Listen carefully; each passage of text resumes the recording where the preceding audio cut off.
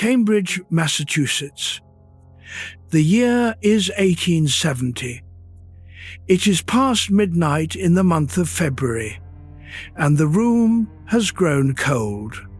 A gas lamp on the desk still burns, its yellow circle falling on medical textbooks, a cup of tea gone cold, a letter from his father lying unread. Near the frosted window, in a straight-backed wooden chair, a young man sits entirely still. He is 28 years old. He has been 28 years old, it seems to him, for a very long time already. His name is William James. He is the eldest child of a household of formidable people. His father, Henry Sr., is a theologian of independent means and restless mind who talks about God the way other men talk about weather, openly, earnestly, without ever quite settling it. His younger brother Henry Jr. is already writing fiction, already publishing, already finding the sentence that fits the thought. His sister Alice is brilliant and confined and has almost nowhere to put it. His brothers Garth and Robertson went to war and came back carrying things they would not discuss. William has done several things. He studied painting for a year with John Lafarge in Newport, in an attic studio overlooking a harbour. He enrolled in Harvard's medical school and then did not finish. He sailed to Brazil with the naturalist Louis Agassiz in 1865 on a collecting expedition up the Amazon, a journey he chose partly to escape the question of what to do with his life, and which gave him smallpox, a back injury, and a new sense of how small any single person looks against the length of a river. He spent 2 years in Germany reading physiology in laboratories and philosophy in rented rooms by dim light. He has come home with no profession. He lives in the family house. He has not slept well in months. Tonight is another such night. The fear he carries does not have a clear object. That is what makes it so difficult to reason with. It settles in the chest the way cold settles in a room when the fire has gone out. It whispers that nothing will be decided, that his life has no center, that the promising young man in this chair is not a beginning still forming, but a conclusion already reached. He has read about this condition in his German textbooks. He knows it has names in French and in Latin. Knowing the name does not lift the weight. A book lies open on the desk beside the cold cup. It is the writings of Charles Renouvier, the French philosopher. Renouvier argues for free will in a specific and unsentimental way, not as a metaphysical certainty, but as a kind of practical commitment. He argues that even a mind suspended in complete doubt can make one initial movement. It cannot be certain of the outcome. It cannot wait for certainty before it acts. The choice to act as if you are free is itself the first act of freedom. William James puts down the letter from his father. He picks up the pen. There are things he does not know tonight. He does not know that in 5 years he will open the first psychology laboratory in the United States, in a room at Harvard, and begin to ask what consciousness actually is, not as a philosophical abstraction, but as a natural fact available to observation. He does not know that he will write 1,000 pages on the nature of the human mind, and that those pages will shape the way the next century understands itself. He does not know that a word will come to him borrowed from his friend Charles Peirce, that will move through the English-speaking world like water through a dry season. Pragmatism. He only knows that the night is long and the cold has reached the floor, and the letter from his father sits unread on the desk. Let your body go heavy where it rests. Let your jaw soften. The room is still. This evening we will follow the stream of William James, the idea he discovered and the life he built around it, the suffering that preceded it, and the extraordinary body of thought that came after. We will sit with him through the long nights and the quiet mornings, through the sick soul and the twice-born, through the habit and the attention and the will to believe. He was not a naturally easy man. He earned his rest the hard way. That is exactly why a mind that will not easily quiet can trust him tonight. There are two kinds of tiredness ahead in this evening. You may already know which one you are carrying. We will find it together. In time. The lamp is still on. We begin. Chapter 2. The House of James. The house on Quincy Street in Cambridge was full of voices. Henry James Sr. believed that a good God had designed human beings for freedom, and spent his evenings writing about it in a study lined with books. His wooden leg, lost in a childhood accident involving a fire, propped on a footrest. His pen moving with the energy of a man who does not require agreement, only engagement. His children were that engagement. Dinner at the James table was a seminar in which interruption was welcomed, contradiction was expected, and the child who said nothing was the one who had somehow lost the game. William was the eldest of the five. He had the most visible energy, the most urgent questions, and the most difficulty settling on any single one. As a child in New York and Newport and London and Geneva and Boulogne, the family moved often. Following Henry Sr.'s restless vision of the proper education, William sketched everything he saw. He filled pages with drawings of horses and faces, and the way a window throws lamplight onto a wall at night.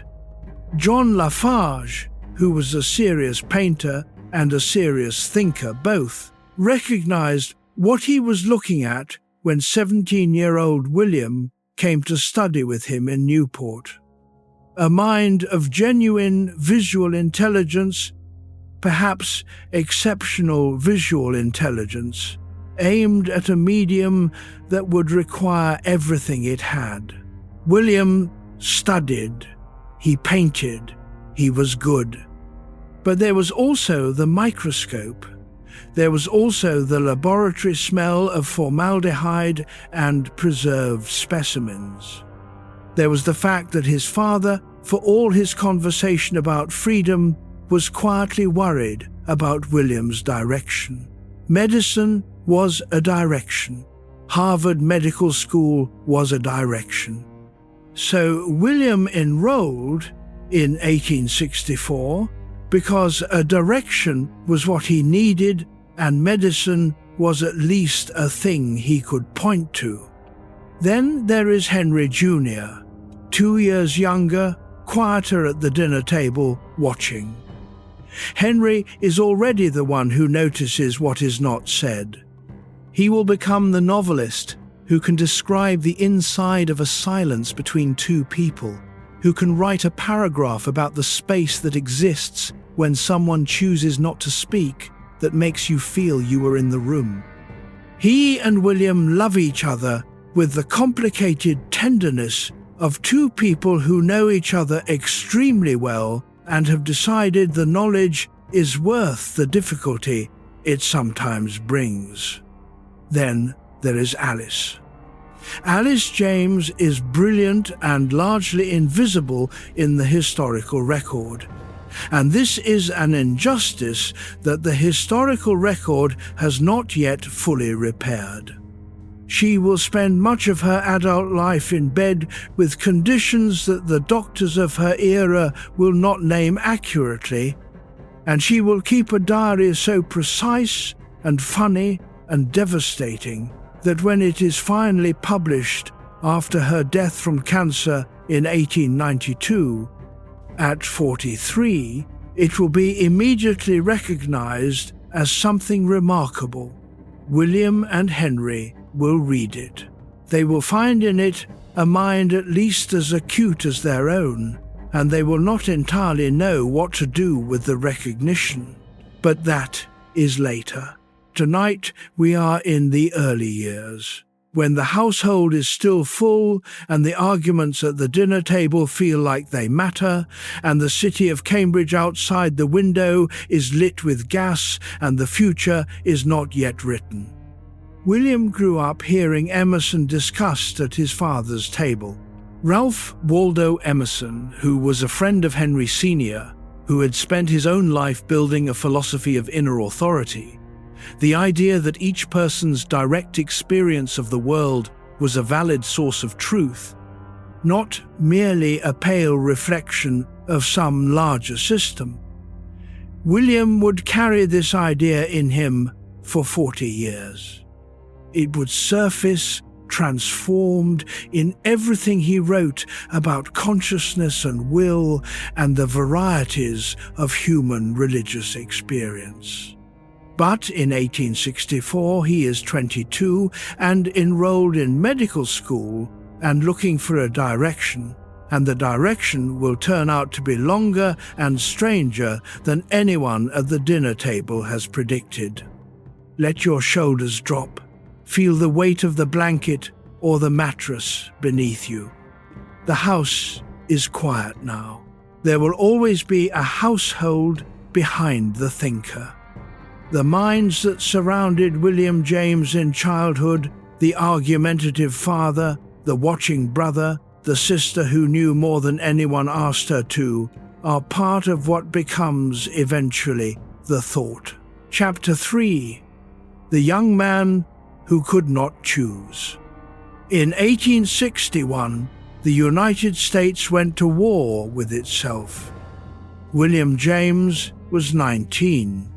His younger brothers Garth Wilkinson and Robertson enlisted and served in a regiment of black soldiers from Massachusetts, commanded by Colonel Robert Gould Shaw, and came home from the war carrying things that would take them years to begin to speak about. William did not enlist. He went to the Lawrence Scientific School instead to study chemistry under Charles William Eliot, who would later become the president of Harvard. He was following the pull of something precise, some sense that the world could be accurately measured. Then he left chemistry and went to work with the comparative anatomist Jeffries Wyman. Then he entered Harvard Medical School. Then he left for Brazil. The thread is not a clear line. It is more like a search pattern, the way a person moves through a dark room looking for something they cannot name but are certain is there. He keeps moving. He painted because painting required you to see exactly what was in front of you, not what you expected. John Lafarge had taught him that a shadow is not merely the absence of light, but a color in itself. That the eye capable of seeing a shadow accurately has learned something important about how the mind makes errors. By filling in what it expects to find, rather than looking at what is actually there. William James would remember this lesson for the rest of his life. It would appear in his psychology under a different name, in a different room, decades later. But painting required a particular kind of patience. the willingness to stay in front of one problem until it yielded. William found that his attention kept wanting to move. A canvas was fixed. A question was mobile. You could return to a question from a different direction the next morning. A painting was what it was when you put the brush down. Medicine seemed useful in a way painting could not quite claim.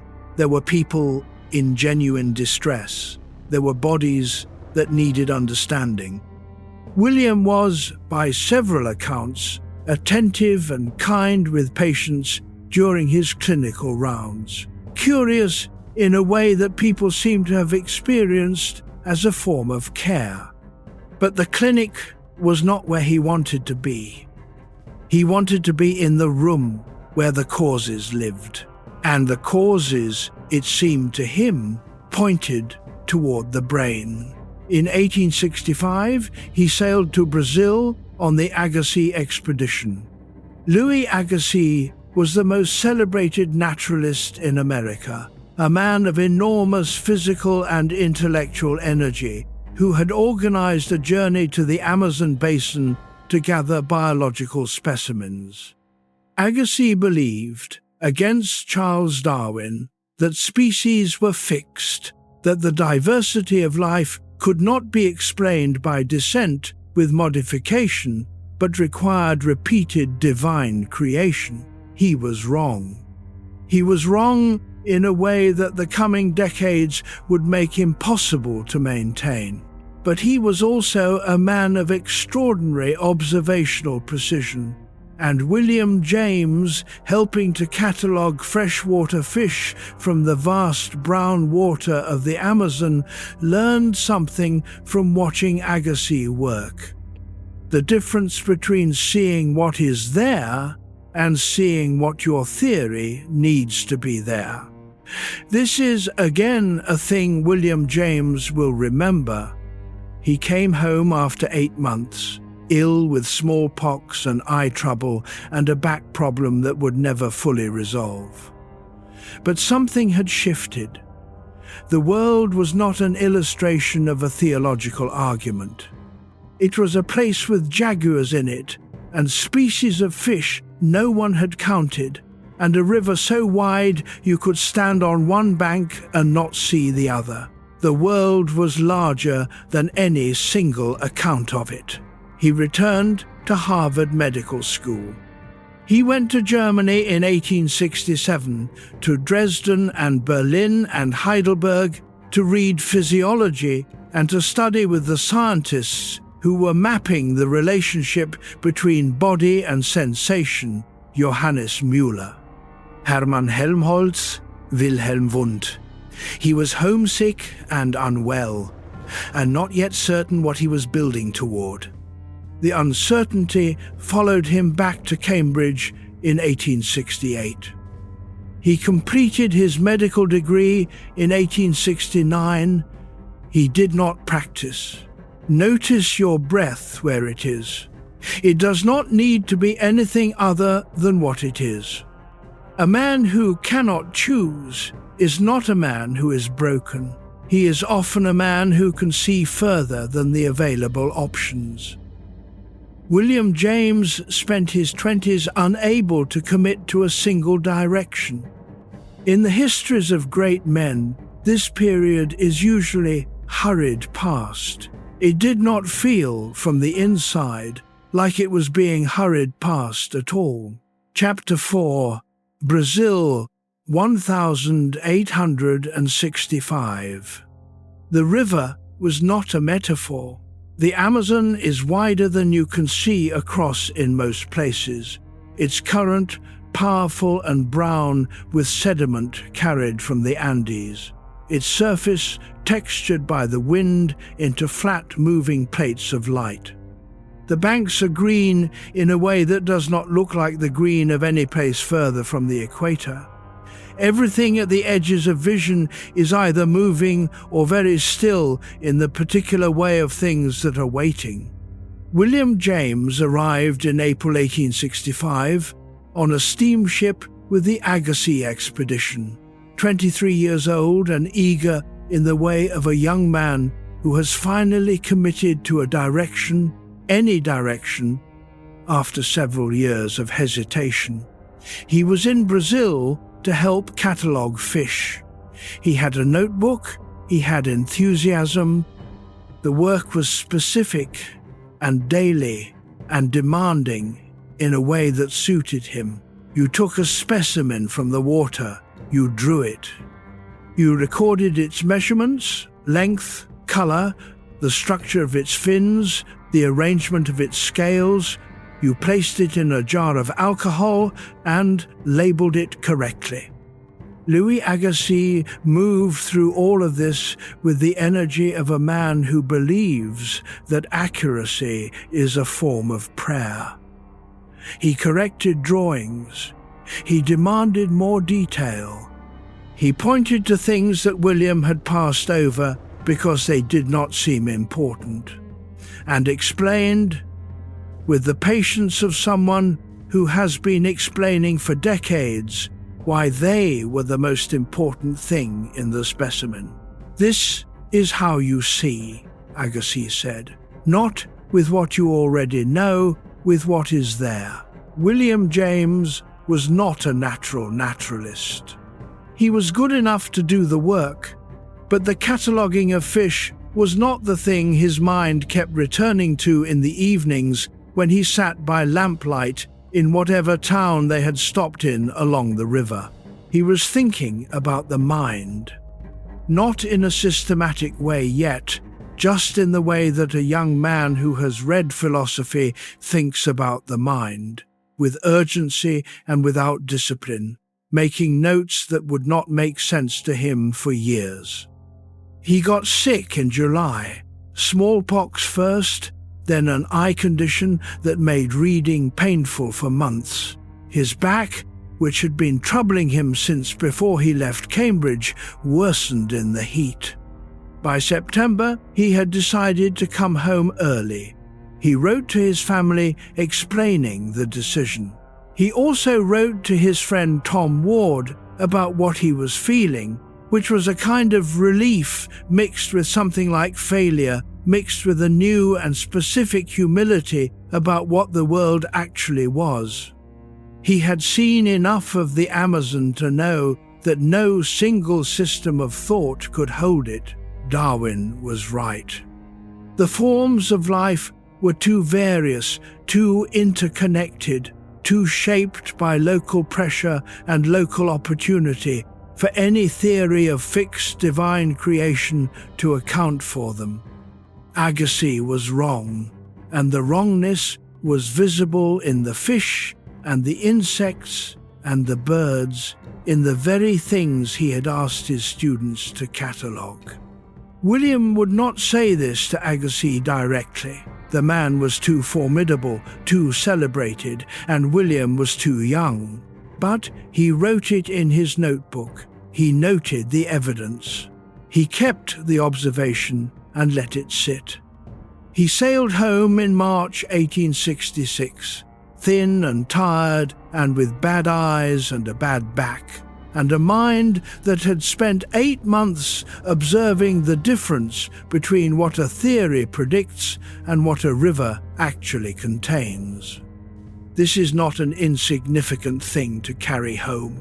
The rest of his thinking life would proceed from this observation, that reality is more than any single description of it, that experience is primary and theory comes second, that the honest observer stays with what is there. Let your jaw go soft. Your breath is your own, it does not need to be directed. The river was not a metaphor, but it taught him something that would eventually become a philosophy. Most of the things that taught William James his philosophy were not, first, metaphors. They were simply real, and he paid attention to them. Chapter 5, The Dark Years. Between 1867 and 1870, William James was afraid. This is the period his biographers treat with a kind of careful concern, because the fear he describes in his letters and journals from these years is specific and serious. It is not ordinary anxiety. It is what he will later call in his greatest book, The Sick Soul, a condition in which the ordinary supports of ordinary life, health, purpose, the sense that tomorrow will be meaningfully different from today, have given way, and the person is left standing on nothing they can name.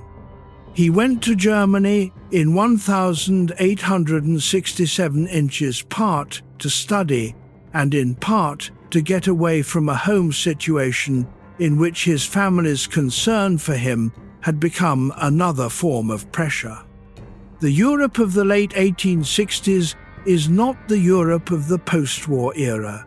It is a continent still organized around the old certainties of religion and nationhood, and William James moved through it, reading physiology and philosophy and writing letters home that are, by turns, intellectually alive and personally exhausted.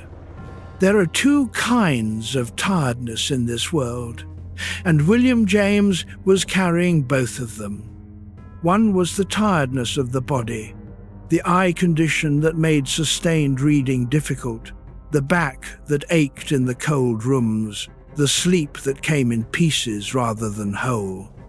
The other was the tiredness of the will, the condition of a person who cannot quite make himself want anything, who looks at the future and finds it neither frightening nor inviting, but simply without texture.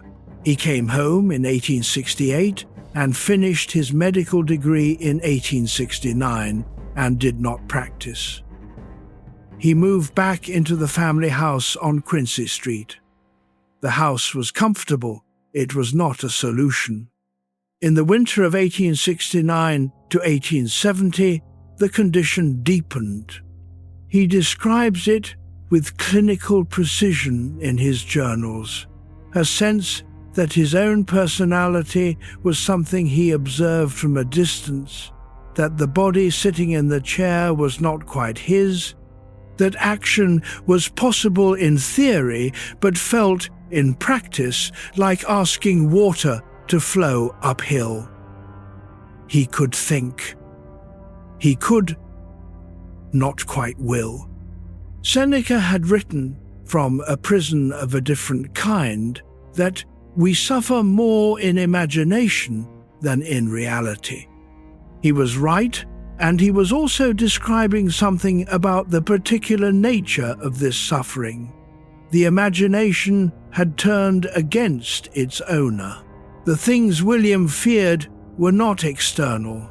They were the mind's own projections, the stories it told about the future, none of which were comforting. He read Renuvia. He read the Scottish philosopher Thomas Carlyle on the Gospel of Work.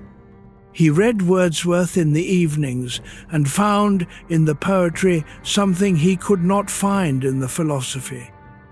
The sense that a mind in difficulty could still receive beauty, still be moved by the particular green of a particular field seen from a particular hillside, still be permeable to the world even when it could not choose. Something is coming that will be worth waiting for. We will name it in the next chapter. Hold it gently. For now, let the body do its quiet work. Feel the weight of your legs where they are. Nothing is asked of you tonight except this: to be here. The dark years did not last forever. That is the important fact. They shaped everything that came after, in the way that a year of drought shapes the ring a tree makes in that year, not wider, not symmetrical, but laid down in the wood and impossible to remove. The record of the suffering is inside the thought. William James would write about the sick soul with such precision because he had been the sick soul.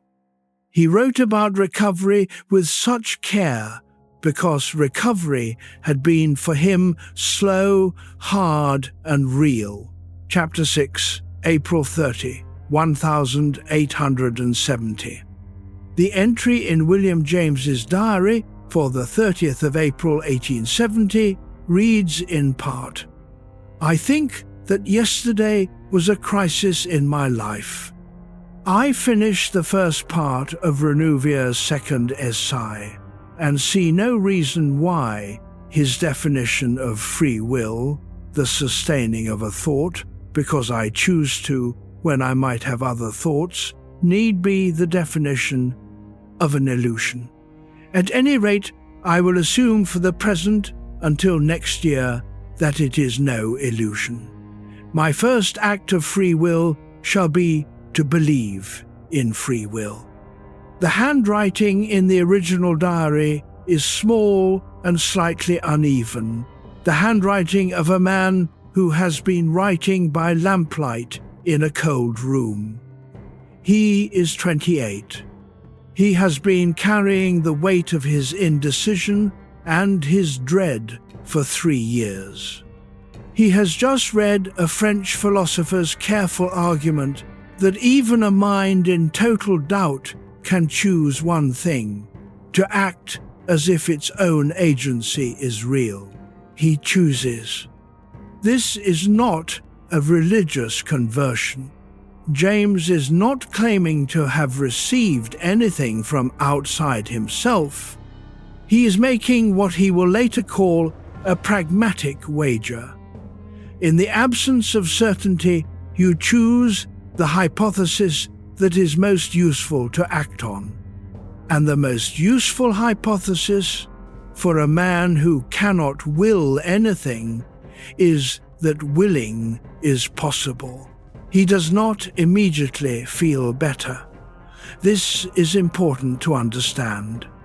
The act of writing the sentence in the journal did not lift the weight from his chest or clear the eye trouble or repair the back or make the coming days straightforward.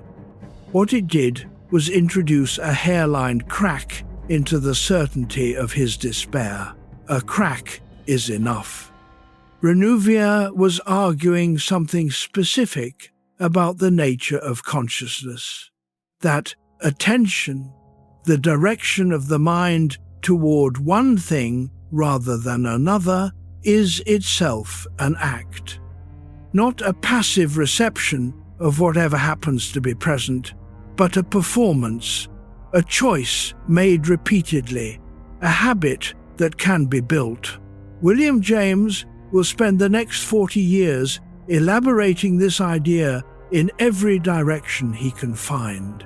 The will is not a muscle you flex once. It is a direction you choose again and again, each time the mind begins to drift. There is something he found that night in Renouvière, in the act of writing the sentence, that most people spend their lives looking for, and some people find, and some people do not. We will come to it. It is not a secret. It is more like a thing you have to be ready to hear. Notice the quiet of this moment. There is no particular thing you need to do with it.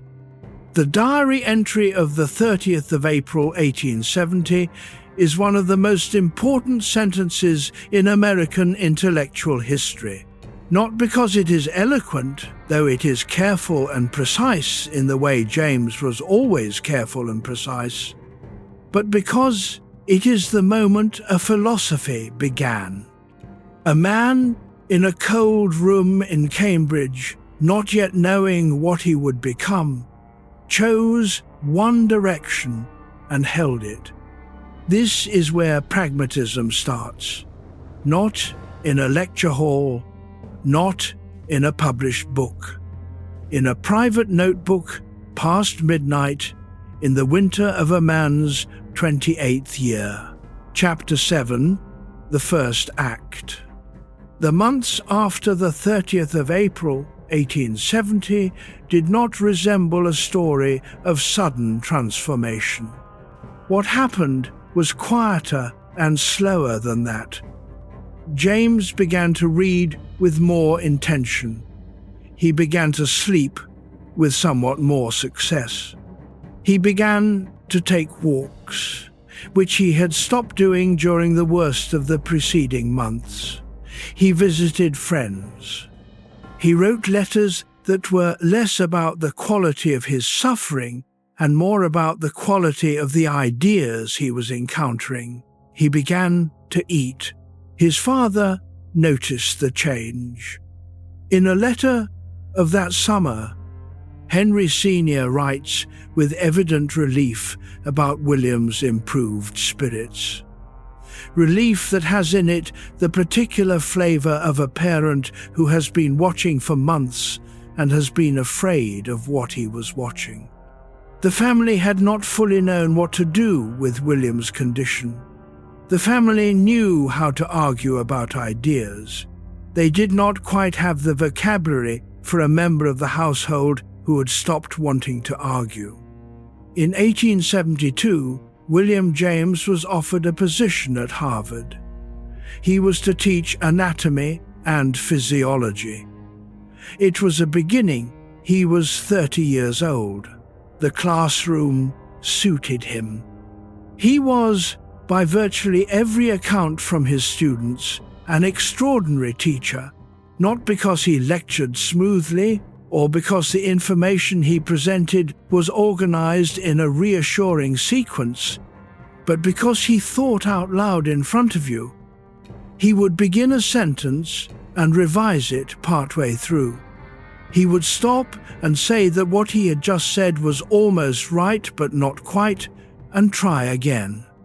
He would ask the students what they thought. He meant the question. He was actually waiting for an answer. Charles Sanders Peirce was his friend. Peirce was a logician and scientist of genius who spent much of his life in financial difficulty, the kind of man whose ideas outlasted his circumstances by a century. He and James argued philosophy in the evenings, in the way that men of that generation argued, formally, carefully, with a great deal invested in precision. Peirce had a theory he called pragmatism, the idea that the meaning of any concept was to be found in the practical effects it had on action. If two theories predicted identical outcomes, they were, for all practical purposes, the same theory. Truth was not a fixed property of a proposition, but a relationship between a proposition and the lives of the people who acted on it. James took this idea and ran with it.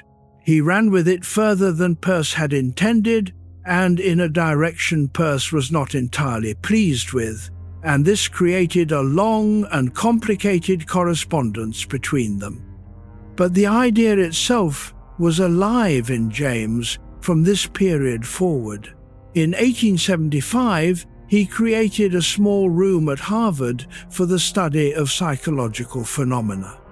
Not a laboratory in the European sense, not yet, but a room with equipment, a place where the questions he was carrying could meet the methods he was learning. It is considered the first psychology laboratory in the United States, established a few years before William Wundt opened his more formal laboratory in Leipzig. Let your body settle. Feel the weight of your feet. The room is quiet. James came back from the edge. Not in a moment, not in a flash, but in the slow way that most people come back. Through small commitments, through returning to work, through choosing to treat the future as a place worth arriving at. The philosophy he built from this experience would be, at its core, a philosophy of the person who has been at the edge and is trying to find solid ground. He had found something worth teaching. Chapter 7b. The First Steps Back. The diary entry of the 30th of April 1870 was not the end of the difficulty. It was the beginning of the way out of it, which is a different thing, and slower. James had written that night that he would assume that the will was real, that the first act of freedom was to believe in freedom, that he would put this belief on his side and act from it and see what followed. He had written it and meant it and closed the book. What followed was not immediate recovery. The depression did not lift on the morning of the 1st of May 1870. The capacity to work did not return with the decision to believe in the capacity. What the decision gave him was something more modest and more durable, a direction, a way of orienting himself in relation to the difficulty, rather than being simply inside it with no orientation at all. He began to read differently. The philosophical reading that had been part of the problem, the reading that confirmed the iron determination of everything, the reading that made the self seem like a mechanism, he set aside, or read with a different kind of attention. He began to look for the spaces in the arguments, the places where the determinism was asserted but not demonstrated, the gaps through which something like choice might move. He found them everywhere. Once he started looking. The arguments for determinism were not, he discovered, proofs. They were programs. They were choices about how to interpret the evidence organized by a prior commitment to a mechanical view of things. The commitment could be made differently. The evidence could be organized around different assumptions. He did not think the alternative was proven either. He thought the question was genuinely open, and in that openness, he could move. He also began slowly to work.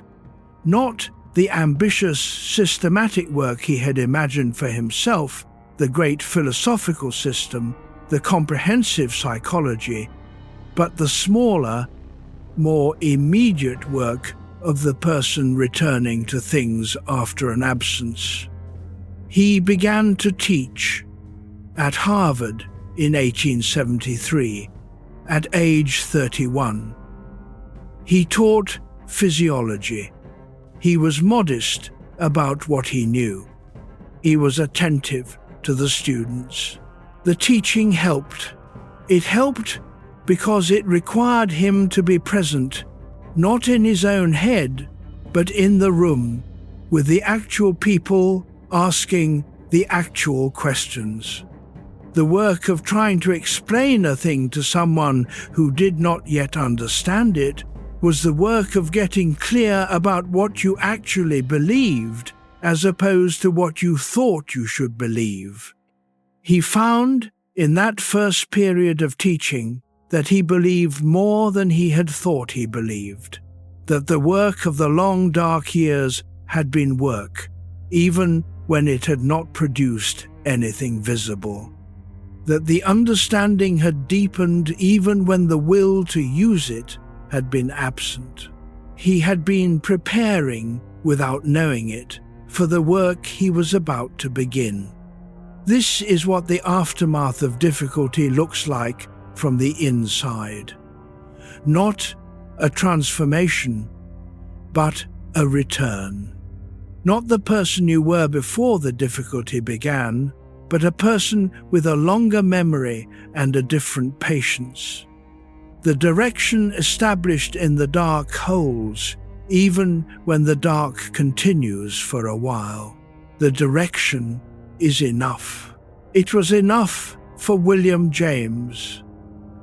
It is enough for you. Chapter 8, Harvard 1875. The room William James used for psychological experiments at Harvard was small enough that if 3 people stood in it comfortably, a 4th had to choose a direction. He had a reaction time apparatus, a device for measuring how long it took between a stimulus and a response, the gap between the sound and the hand that answered it. He had devices for measuring the limits of perception, the thresholds at which one sensation became indistinguishable from another. He had a human body's particular interest in the human body, and a philosopher's conviction that the things that happened in the body were not separate from the things that happened in the mind.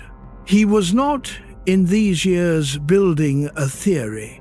He was gathering observations. The observations would take him 12 years to organize into the book that would make him famous. His students loved him and were occasionally bewildered by him. He assigned reading from German physiology and from English empiricist philosophy and from his own handwritten notes, all of which arrived on the same morning with the same apparent urgency. He told them to doubt what they thought they knew. He told them to trust their own experience as data. He told them that the difference between a philosopher and a psychologist was not the question but the method, and that he was not certain which one he was, and that this did not bother him particularly. Josiah Royce was his colleague at Harvard and his friend and his intellectual adversary. Royce was an idealist. He believed that all of reality was the expression of a single, unified mind, the Absolute, and that individual human minds were partial expressions of that greater consciousness. James thought this was wrong, and he thought it was wrong in a way that mattered, and he argued with Royce about it for 30 years. They argued in print, in public lectures, in private correspondence, in conversation over lunch. They disagreed about almost everything that was most fundamental. They seemed to have been very fond of each other. George Santayana was a student. He was also a poet and a critic and a naturalist in the literary sense. He watched James teach and wrote about it later with the admiration of someone who has seen a thing done well and wants to say so, alongside the reservation of someone who disagrees with the conclusion but admires the performance. Santayana thought James was too sympathetic to religion, too willing to take seriously experiences that could not be confirmed by the methods of natural science. James thought Santayana was too ready to dismiss what he could not measure. There is a thing, he said in these years, not in a book, in conversation, about attention that has stayed with me since I first encountered it. He said that the faculty of voluntarily bringing back a wandering attention over and over again is the very root of judgment, character, and will. He said that a person who can do this has an education. He said that this capacity was infinitely more important to teach than any subject. We will come back to this. Hold it gently. It returns. Let your attention rest wherever it is comfortable. You do not need to follow every word tonight. The parts that matter will find you. The Harvard years were productive. James was becoming himself. The thought was organizing. The students were listening. Somewhere in those lecture rooms and in that small experimental space, the book that would be called The Principles of Psychology was beginning to form, though it would take until 1890 to arrive. and James would say at the end of it that he was not certain he had written a psychology at all, but only a collection of facts and hypotheses in the neighborhood of psychology. This is what intellectual honesty looks like. Chapter 9, The Stream. If your mind has been drifting, come back gently. We are still here. There is no need to have followed every word. William James published The Principles of Psychology in 1890. It is 1,200 pages long. It took him 12 years to write. He began it as a confident young scientist and finished it as a middle-aged man who had learned a great deal about how little he was certain of. The book contains many things. The account of habit, which we will come to, the long chapter on attention, the extraordinary chapter on the stream of consciousness, the careful section on the self. But the idea that has lasted most completely, the idea that entered the language and stayed there, is the one he introduced in the chapter called The Stream of Thought. Consciousness is a stream, James wrote, not a chain.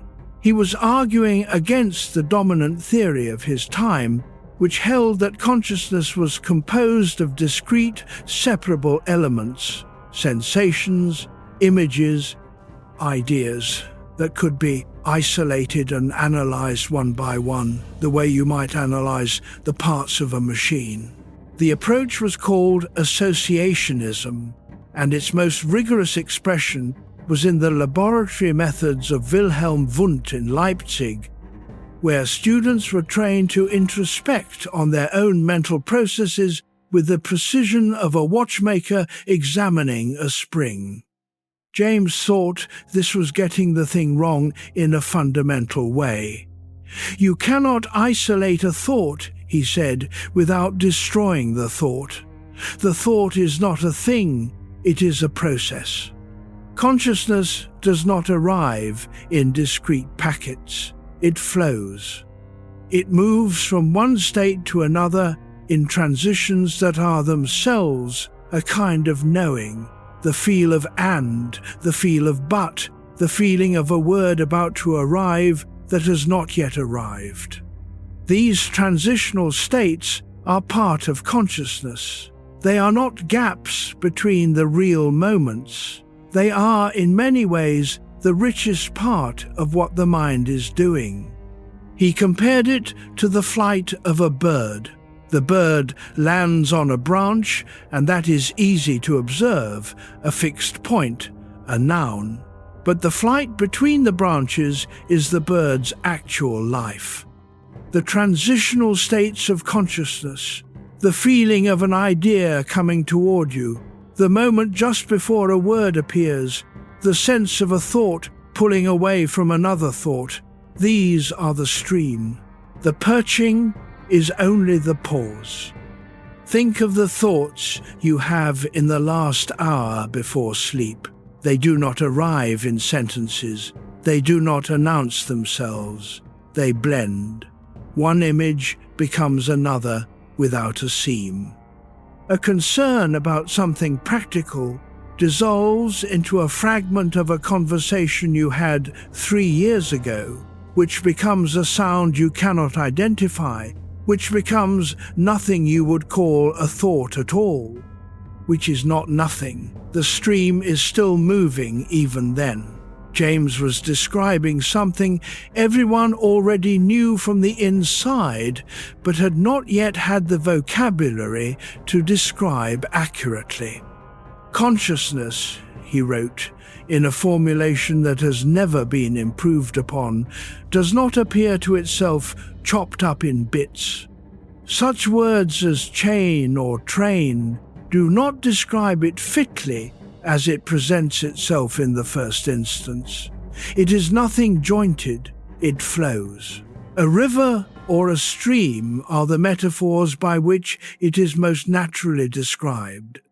Let that move through you for a moment. The thought you had just before this sentence is part of the stream. The thought you are having now is part of the stream. The place where the two are connected is the stream. James was saying, this is what you are, not a fixed point of observation, but a moving thing, aware of itself as it moves. He was also saying something quieter, something more personal, though he did not say it directly. He was saying, the person who lies awake at night following thought after thought is not doing something wrong. They are doing something that is the nature of consciousness. The stream does not stop because you lie down. It continues. The question is not how to stop it, but how to ride it to the place where it slows and softens, and you find you have arrived somewhere without quite knowing when you left. Chapter 10. The Fringe. There is a quality William James noticed in consciousness that he called the fringe. Not the main thought, not the central image in the mind's field. Those are what he called the substantive parts, the places where the stream pauses and rests, the perching points. But around every perching point, present but not quite articulable, is a kind of aura of relation. The feeling of the thought before this one, still present though it has technically passed. The dim anticipation of the thought that is about to arrive. The sense of context, of belonging, of where this idea fits in the larger movement of the mind. James called this the fringe. He was saying that consciousness is never only what it appears to be at the center. It is also what surrounds the center, the relations that the central thing has to everything adjacent to it in the stream. When you are trying to remember a word you cannot quite retrieve, the fringe is what you have. The feeling of the word, its weight, its number of syllables, the general neighborhood of its meaning, without the word itself. You know the word without knowing it. The fringe contains the knowledge the center has not yet formed into language. This is why James resisted the method of isolating mental elements for analysis. When you isolate an element, you strip it of its fringe. You are left with a thing that is cleaner and easier to measure and no longer accurately represents what you are trying to study. Shadworth Hodgson, the British philosopher James, read carefully, had a phrase he used. Consciousness must be described not in terms of what it is made of, but in terms of what it does. James took this seriously. He built an entire approach to psychology around it. And the doing of consciousness, at its most essential, is this. It is always selecting. From the enormous quantity of things that could be noticed at any given moment, consciousness is attending to some and not others. The room you are in has textures and temperatures and sounds and distances that you are not currently attending to. They are present. The stream is not attending to them.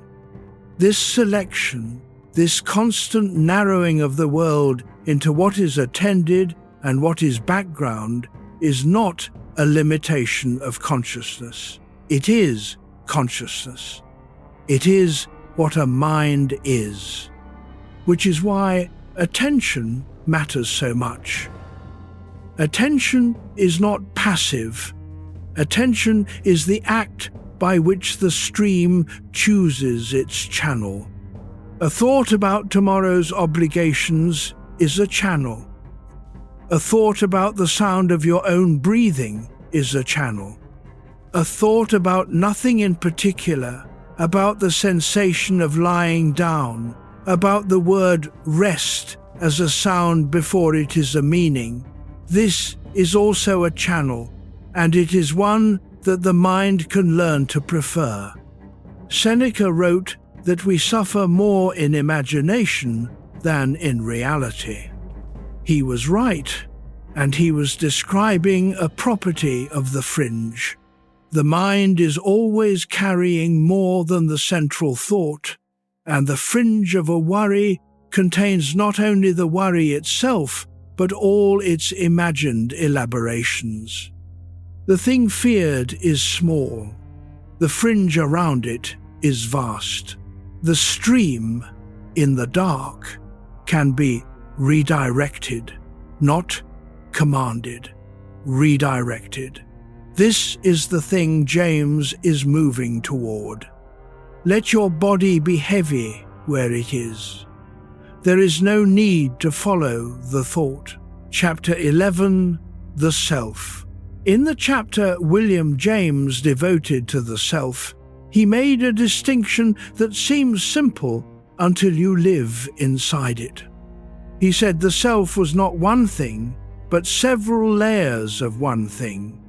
There is the material self, the body, and the possessions and relationships so closely associated with the body that their loss feels like a personal diminishment. Your house is part of your material self. Your closest person is part of your material self. When these are threatened, you do not feel threatened about an object, you feel threatened about yourself. Then there is the social self.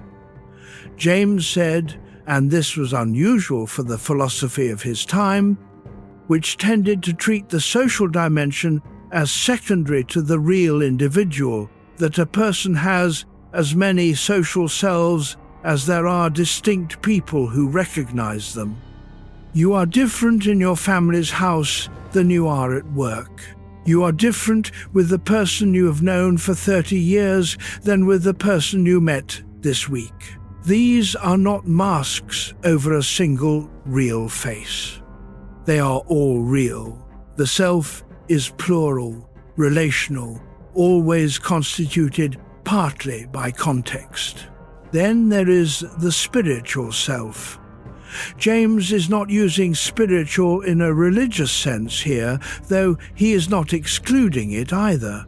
He means the sense of inner activity, the feeling of thinking and willing and choosing, the experience of subjectivity from the inside. This is the self that watches the other two. This is the self that notices it is afraid, that observes the worry from a slight distance, that is, reading these words while also being aware of reading them. And then there is what James calls the pure ego, the sense of personal identity that persists through all the changes of mood and circumstance and waking and sleeping, the continuity that makes you feel like the same person who went to bed last night and the same person who will get up tomorrow morning. He is careful not to claim this is a metaphysical substance, a soul thing, an eternal entity. He is saying only that this sense of continuity is real as an experience, and that any honest account of consciousness has to account for it. What he is doing, across these layers, is defending the importance of the individual. Not the individual as an isolated atom, not the rugged, self-sufficient individual of certain strands of American mythology, but the individual as the irreducible site of experience. Reality, for James, is always someone's reality. There is no view from nowhere. The self that is reading these words right now, the self that is lying still in this particular room, in this particular body, is the only place where what you know about yourself is directly available. No theory replaces it, no taxonomy of selfhood substitutes for the experience of being this self in this moment, in this particular way. Marcus Aurelius wrote in the tent near the Danube where he kept his private journal, "Confine yourself to the present." He was saying something about the self that James would say again. In different words, the spiritual self lives now, not in the remembered past or the anticipated future, but in the act of attending right now to what is present. Let your attention come to the weight of your body where it rests, not the idea of the body, the actual sensation of weight. This is the spiritual self, attending. Chapter 12, Habit I, the Flywheel. Every day, without deciding to, you put on your shoes in the same order. This is a small thing, but it is an illustration of something James found so important that he devoted an entire chapter of the Principles of Psychology to it, a chapter that reads more like a piece of practical wisdom than a scientific report. And that has been quoted and re-quoted for over a century because it continues to be true. Habit, James wrote, is the enormous flywheel of society, its most precious conservative agent. He meant flywheel in the engineering sense, the heavy wheel that stores momentum and keeps a system moving smoothly between power strokes, that absorbs the variations in energy input and releases them steadily. Society runs on habit. The social fabric is woven of habit. Without habit, every action would require a decision, and the number of decisions available to any human mind in any given day is not infinite. A habit frees the mind. When you do not have to think about how to walk, you can think about where you are going. When you do not have to think about how to read these words, the decoding, the parsing, the recognition of letters as sounds and sounds as meanings, you can receive what the words are saying. The nervous system, James argued, is the physical basis of habit. The brain is plastic, not infinitely plastic, not equally plastic at every age, but plastic. The paths that are used frequently become easier to use. The groove deepens, the water flows more readily down the channel it has already worn. Every time you do a thing, you are making it slightly easier to do that thing again. This is true of useful habits and of harmful ones. The nervous system does not evaluate the habits it is forming. It simply reinforces what is repeated. This is why James, who wrote about the will with such care, was also deeply interested in how to make the will less necessary. If the behavior you want is habitual, it does not require an act of will each time. The act of will is required only once, to begin the habit and to maintain it through the period of deliberate effort before the groove is deep enough to be reliable. He had his own advice about this, and it is advice that sounds simple and is not. Begin the new behavior without exception. Every lapse is a weakening of the groove. Every successful repetition is a deepening. Do not count on willpower in the moment of temptation. The moment of temptation is too late. The habit must be deep enough that the temptation does not feel like a decision.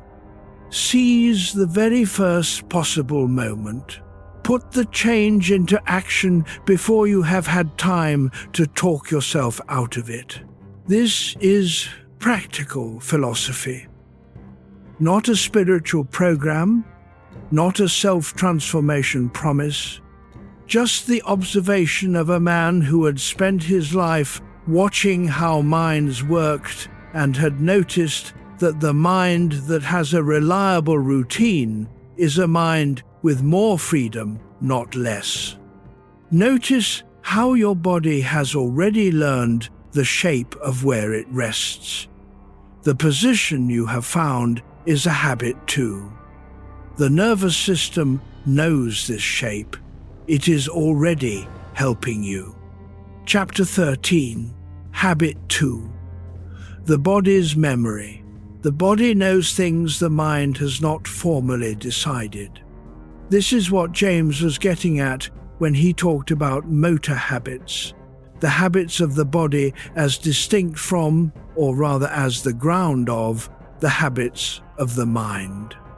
When you have driven a familiar route many times, you arrive without being able to account for the journey. The body navigated, the mind was elsewhere.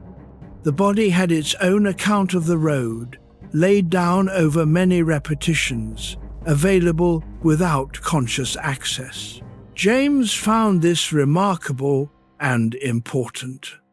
The philosophers of his century, and of most centuries before his, had been preoccupied with the mind as the location of selfhood, and the body as something the mind inhabited the way a driver inhabits a car. James did not accept this division. The body is not a vehicle. The body is part of the knowing. He would develop this further in his theory of emotion, which we will come to.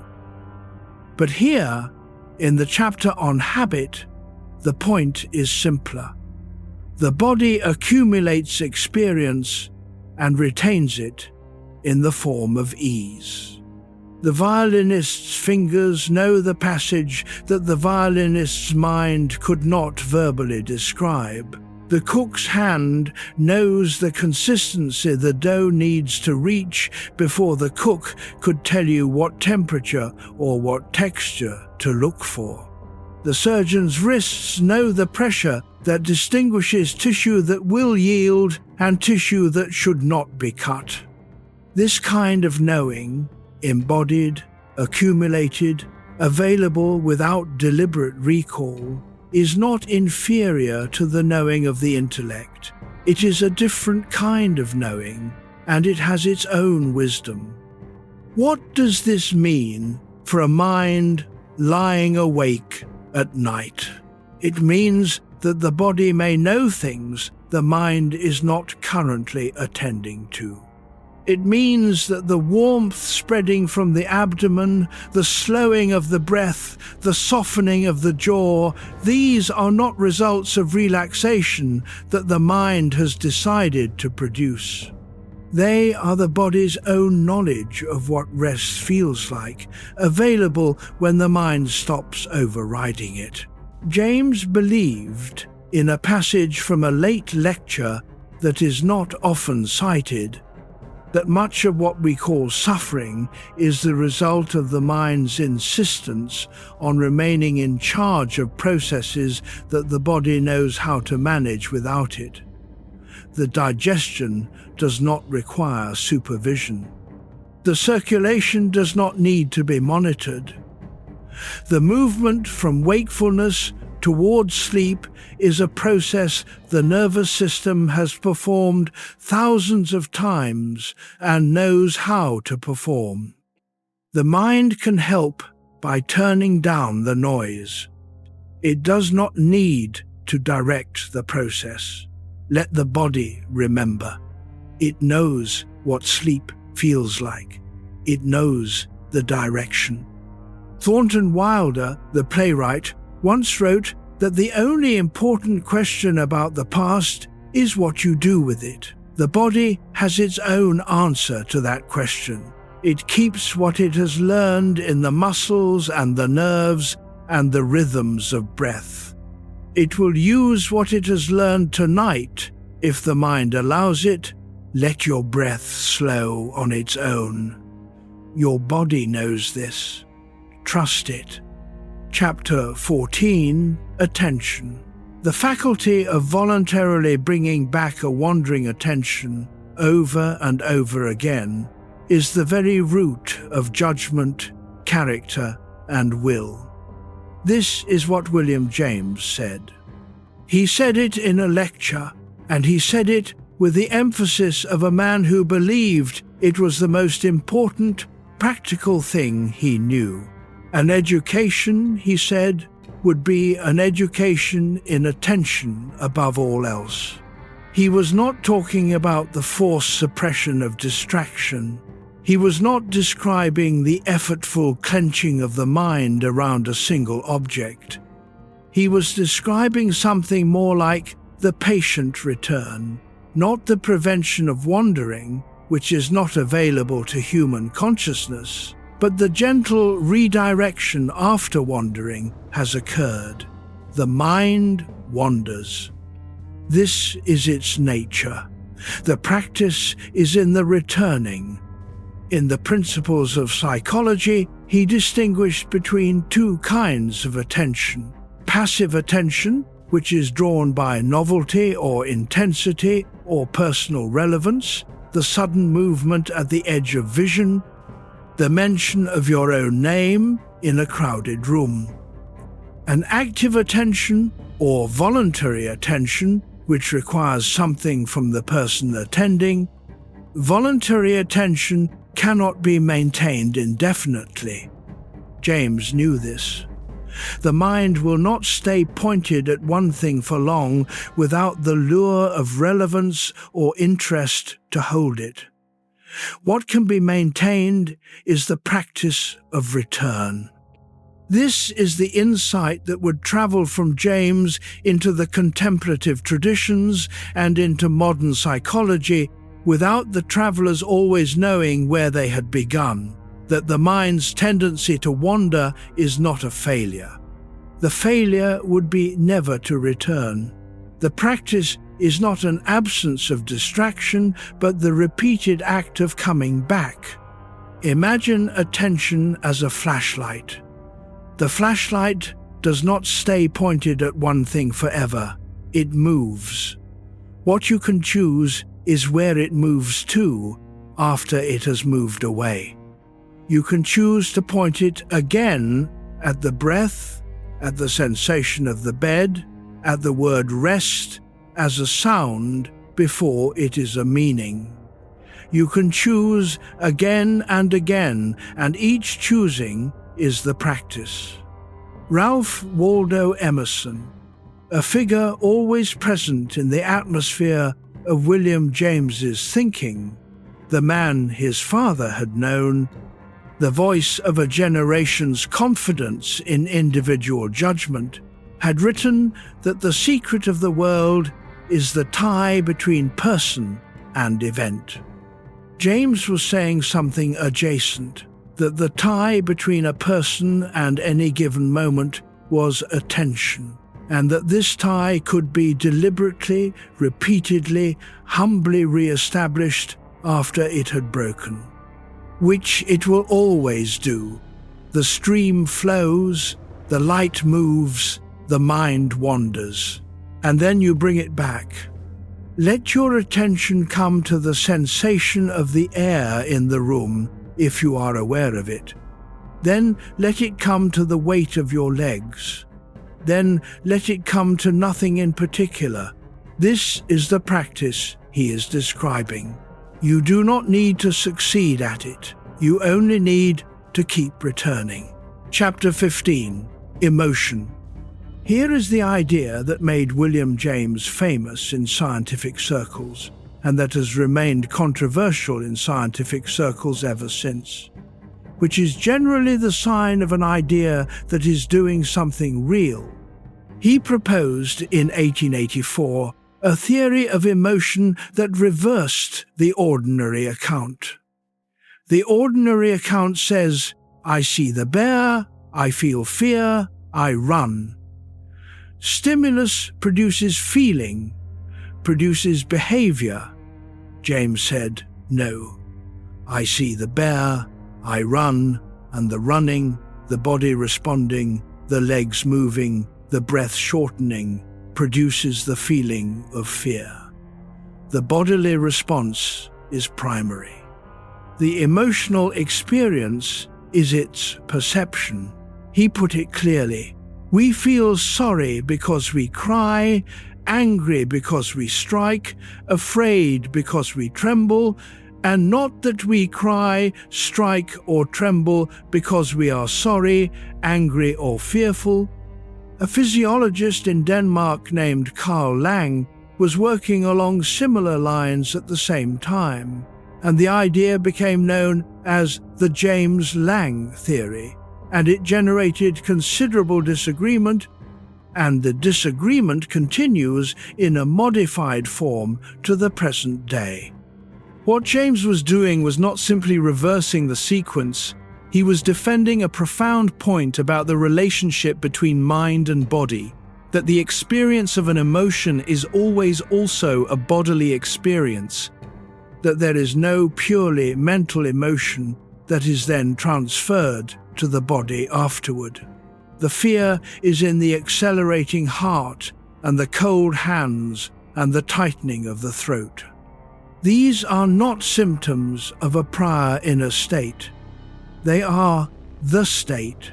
This has a practical implication that James did not shy away from.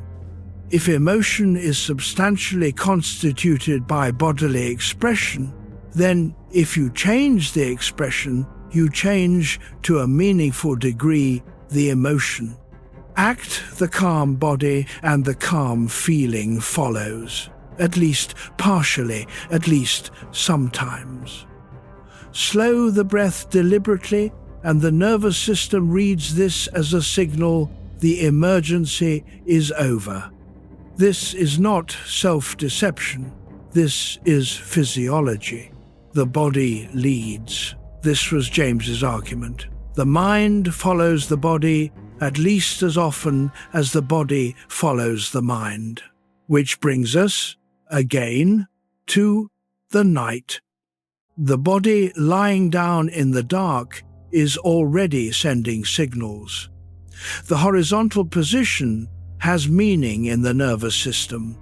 The warmth has meaning. The darkness, if it is dark, has meaning. The breath that is beginning to slow has meaning. None of this requires a decision from the mind.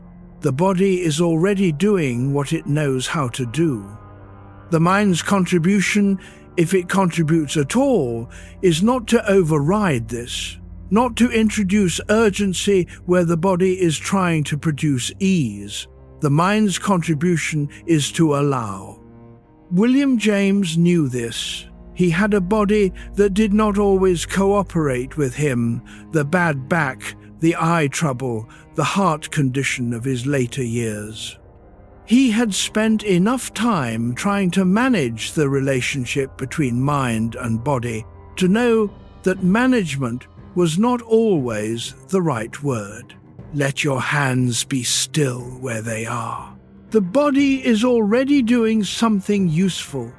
Chapter 16, The Sick Soul. If your mind has been drifting, that is fine. Come back gently. We are still here. There is a chapter in William James's Gifford Lectures, the lectures he delivered in Edinburgh in 1901 and 1902, which became the book called The Varieties of Religious Experience, that I want to stay with for a while. He called it the sick soul. He was not using the word sick unkindly.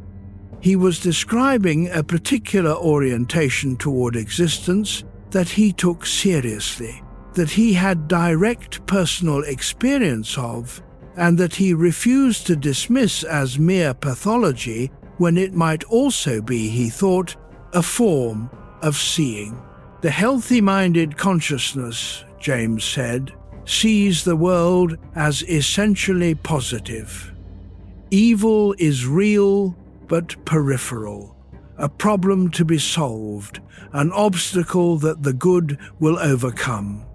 The healthy-minded person is not naive. They simply orient toward the light and find that orientation natural and sustainable.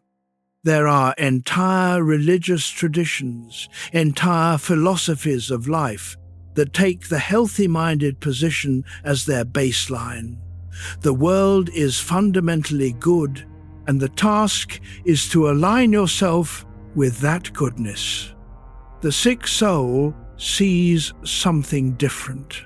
The sick soul has looked at the world and found in it a dimension that the healthy-minded person tends not to look at directly. The dimension of failure, of loss, of the brevity of things, of the suffering that is not a problem to be solved, but a fact to be faced.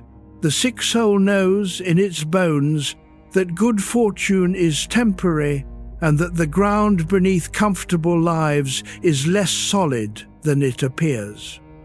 James was not endorsing the sick soul's worldview as the correct one.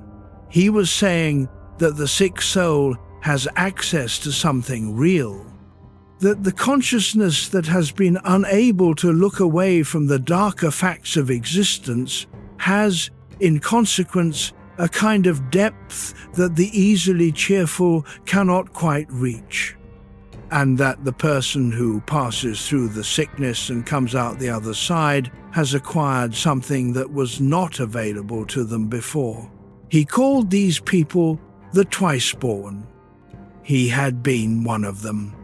He had been in the cold room in 1870, and he had come out. He did not come out unchanged. There is something he found that night in 1870 in Renouvier, in the act of writing the sentence about free will, that is connected to what he is describing here. We will name it soon. The sick soul's suffering is not a detour on the way to wisdom. It is sometimes the path itself. Thoreau, walking around Walden Pond in 1846, wrote that the mass of men lead lives of quiet desperation. He meant something close to what James meant by the sick soul, the person who has looked at their life honestly and found in it a gap between what is and what might be. James read Thoreau. He knew the pond was not far from Cambridge. Let your breath be whatever it is. Nothing requires your effort tonight.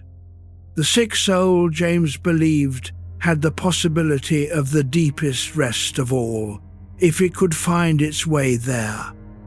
Not the rest of the person who has never been troubled, the rest of the person who has been troubled and has arrived somewhere quieter.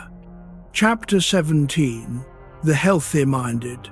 There is a kind of person who wakes in the morning and does not immediately rehearse what went wrong yesterday.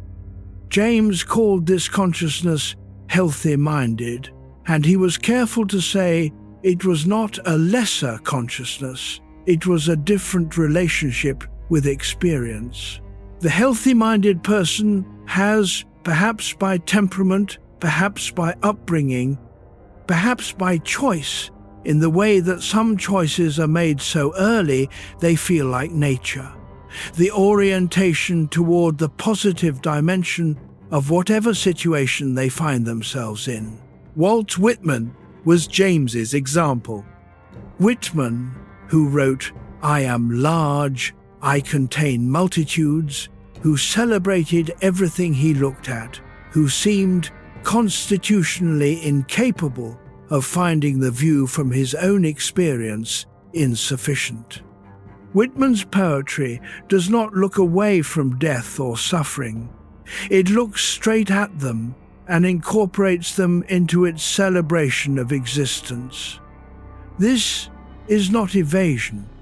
This is a genuine philosophical position, that the world is worth saying yes to, even when the specific contents of the yes include things that are hard. The mind-cure movement of James's time, the New Thought tradition, the various movements that taught positive thinking as a practice and a path, was, in James's view, working with something real. They had discovered that the direction of attention matters, that the mind which habitually attends to what is going well does, in fact, generate a different quality of experience than the mind that habitually attends to what is going wrong. He did not think the mind cure movement had the whole truth. He did not think that positive thinking could cure illness, or that mental effort was all that stood between a person and their circumstances. He was too much of an empiricist to accept easy answers about the power of thought.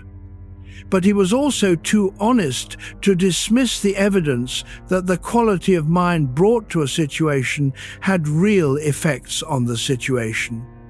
The healthy-minded consciousness does not repress the difficult. It genuinely, sometimes enviably, finds it easier to put down. James admired this. He also knew he was not constitutionally healthy-minded. He was constitutionally a sick soul who had worked his way toward a usable equilibrium. And he suspected that his understanding of both conditions was richer for having experienced them from the inside. The person lying awake at night is not, in most cases, healthy-minded in the Whitman sense. They are the person whose mind does not let go easily. This is not a defect. It is a different relationship with experience. The question is not how to become constitutionally different, that is not available, but how to work with the mind that you actually have. And the mind that will not let go easily is exactly the kind of mind that William James was writing for. Breathe and let the breath go. Chapter 18. The Divided Self. There is a conversation that happens in the mind at certain hours of the night. It is not between you and another person. It is between two versions of yourself. And they are both you, and they do not always agree, and neither of them is wrong. One voice says, "You should have done more." It rehearses the list of things that were not done, not said, not corrected, not resolved. It is specific. It names names. It returns to the same items with the persistence of a debt collector who will not be told to call again later. The other voice says, "You did enough," or sometimes, "You did what you could," or sometimes it says nothing, because it is tired, and the tired voice is not as loud as the anxious one. William James called this the divided self, and he wrote about it in the context of religious conversion, but the phenomenon appears far outside any religious frame. The divided self is the experience of internal conflict as a basic feature of consciousness, the sense that you contain more than one position on most important questions, that you are simultaneously the person who wants to rest and the person who needs to review everything that happened today. The French psychologist Pierre Janet had documented cases of what he called dissociation, states in which different parts of the self did not communicate with each other, in which experience was fragmentary rather than unified. James was interested in these cases, as he was interested in almost any case that threw ordinary assumptions about selfhood into question. But the divided self he was describing in the varieties was a more ordinary phenomenon. The person who has two competing orientations toward life, two ways of being in the world, and who has not yet found a way to bring them into a working relationship. The resolution James describes, and he is careful to say that not everyone finds it, and that not everyone needs the same form of it, involves a shift from oneself being in conflict with the other to something that feels more like acceptance, not the triumph of one voice over the other. The quiet settling of both voices into something that can contain them. This is not a technique. It is not a practice you can do in 15 minutes before sleep. It is what happens, sometimes over years, to people who have been paying a certain kind of attention to their own interior life. The two voices do not disappear. They become, over time, less insistent. The person learns to let them speak without always having to respond to every syllable. The conversation happening in your mind right now, if there is one, does not require an answer tonight. The night is not the right time to resolve the questions the day leaves open. The night is the time to set them down, not because they are unimportant, because they will still be there in the morning when you have more to bring to them. Let the voices find their rest. They will still know everything they know when you wake. Chapter 18, B. Alice. There is a person in the history of the James family who deserves more than a footnote, and her name is Alice. Alice James was born in 1848, the fifth and final child of Henry Sr. and Mary Walsh. James, the only daughter and the most intellectually acute member of a family not short of intellectual acuity. She was educated alongside her brothers, exposed to the same dinner-table philosophy, the same circulating books, the same belief that ideas were the most important things in the world. And she was then placed in a world that did not know what to do with a woman who held those ideas at the temperature Alice held them. She began having what her era called nervous breakdowns in her teens. The breakdowns continued in various forms for the rest of her life. She was bedridden for extended periods. She saw doctors who did not have the vocabulary for what she was experiencing, and she wrote about them afterward in her diary with a precision that makes clear she had better vocabulary for it than they did. William cared about Alice deeply.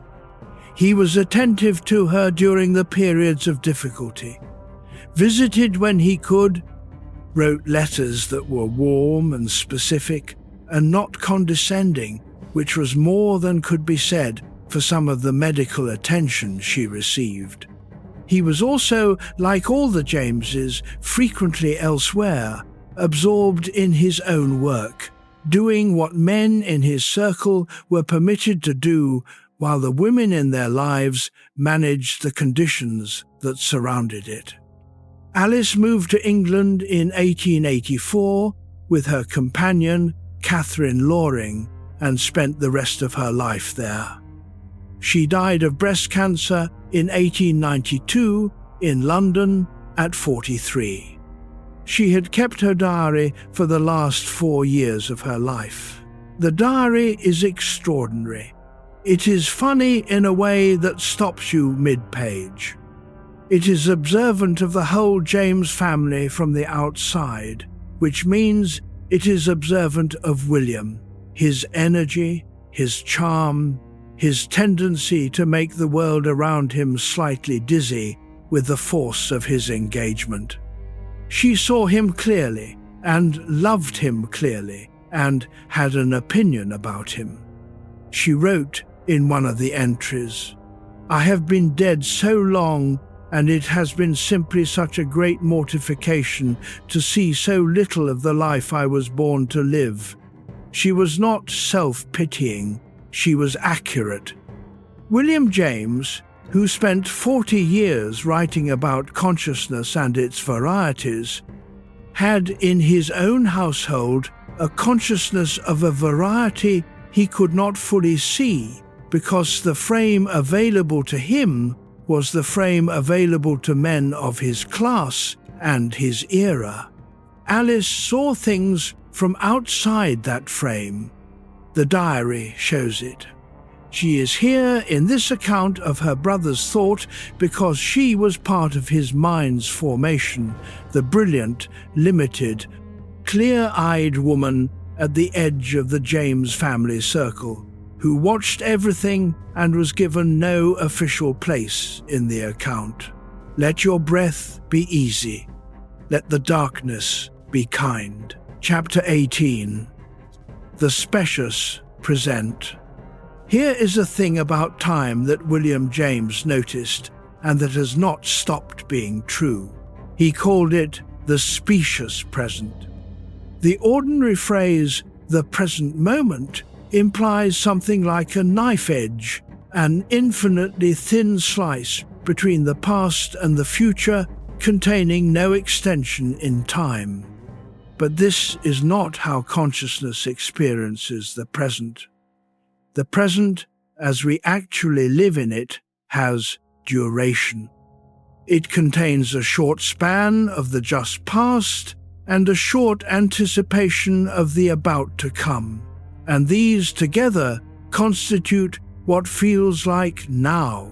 The specious present is the unit of conscious experience. We live not in points, but in windows. The music phrase is not heard note by note, but as a whole, a gesture in time that the specious present holds together. This is why a melody is not a series of notes. The melody is the relation between the notes as held in a single window of conscious time. When the window closes and a new window opens, the previous melody is already memory, but memory of a specific and intimate kind, not the distant recall of something long past, but the echo of what just was. Henri Bergson in Paris called this quality of experienced time la durée, duration, lived time, as opposed to the abstract time of the clock. He and James corresponded about it at length. They had arrived at similar observations from different directions. James from the laboratory and the philosophy of mind, Bergson from the philosophy of time and the critique of mechanism. They recognized each other's work. Applied to the experience of this hour, the transition from waking to sleep is not a point, it is a passage, a short duration in which the present loosens its grip and the stream begins to find a different mode. The specious present at the edge of sleep is different from the specious present of alert waking. The window is longer, softer, less defined. Images arrive without being called. The sense of where the body ends and the room begins becomes less clear. This loosening of the specious present is not a loss. It is the stream finding the mode the night requires. You are already in that loosening. The window has already begun to soften. The stream does not stop at the edge of consciousness. It continues. Chapter 21b. What James wrote to those who suffered. Among William James's papers, preserved in various archives, are the letters he wrote to people who were in the middle of it. They are not the letters of a man who has solved the problem. They do not offer a technique or a program or a philosophy to be implemented in 12 steps. They are the letters of a man who has been in the same country as the person he is writing to, who knows the particular geography of that country, and who wants to say, "You are here, and I have been here," and the here has a boundary. He wrote to a young woman in 1895 who was experiencing a period of severe anxiety and inability to work. He told her that the great mistake people made in such periods was to try to force themselves back to productivity before the restoration had happened. The restoration, he said, had its own schedule. It could not be argued with or accelerated by will. What could be done was to make conditions favorable to it, to rest when rest was available, to attend to small pleasures when small pleasures were available, to resist the tendency to measure progress by a standard that the current condition made impossible to meet. He wrote to a colleague in 1902 who had lost his faith and found himself without the frame that had organized his life. James told him that the absence of certainty was not the absence of meaning, that a person could act and choose and find the life worth living without the backing of a metaphysical guarantee. The guarantee was not what made the life worth living. The living was what made the life worth living. The guarantee, if it existed, was a bonus. The absence of it was not the end. He wrote to a student in 1907 who was in the middle of a period of paralysis, very similar to the one James himself had experienced in 1867 to 1870.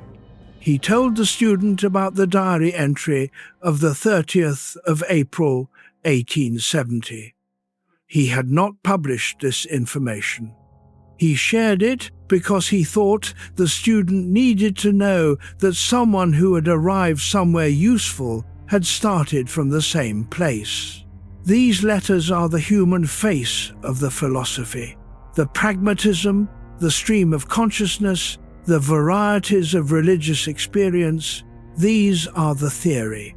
The letters are the theory meeting the actual person in the actual difficulty.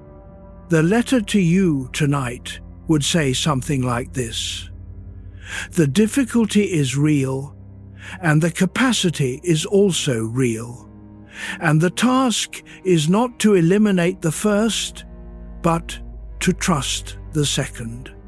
Trust the capacity. It is intact. Let your breath be still.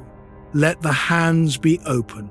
Chapter 24, B, the long hold. We are in the middle hours now. The middle hours of sleep and the middle hours of this evening's thinking are the part that has the least drama. The beginning was the opening. Cambridge 1870. The cold room, the book of Renuvia. The end will be the closing. The lake at Chocorua, the morning light, the stream still moving. The middle is the long body of the work. This is where William James spent most of his life.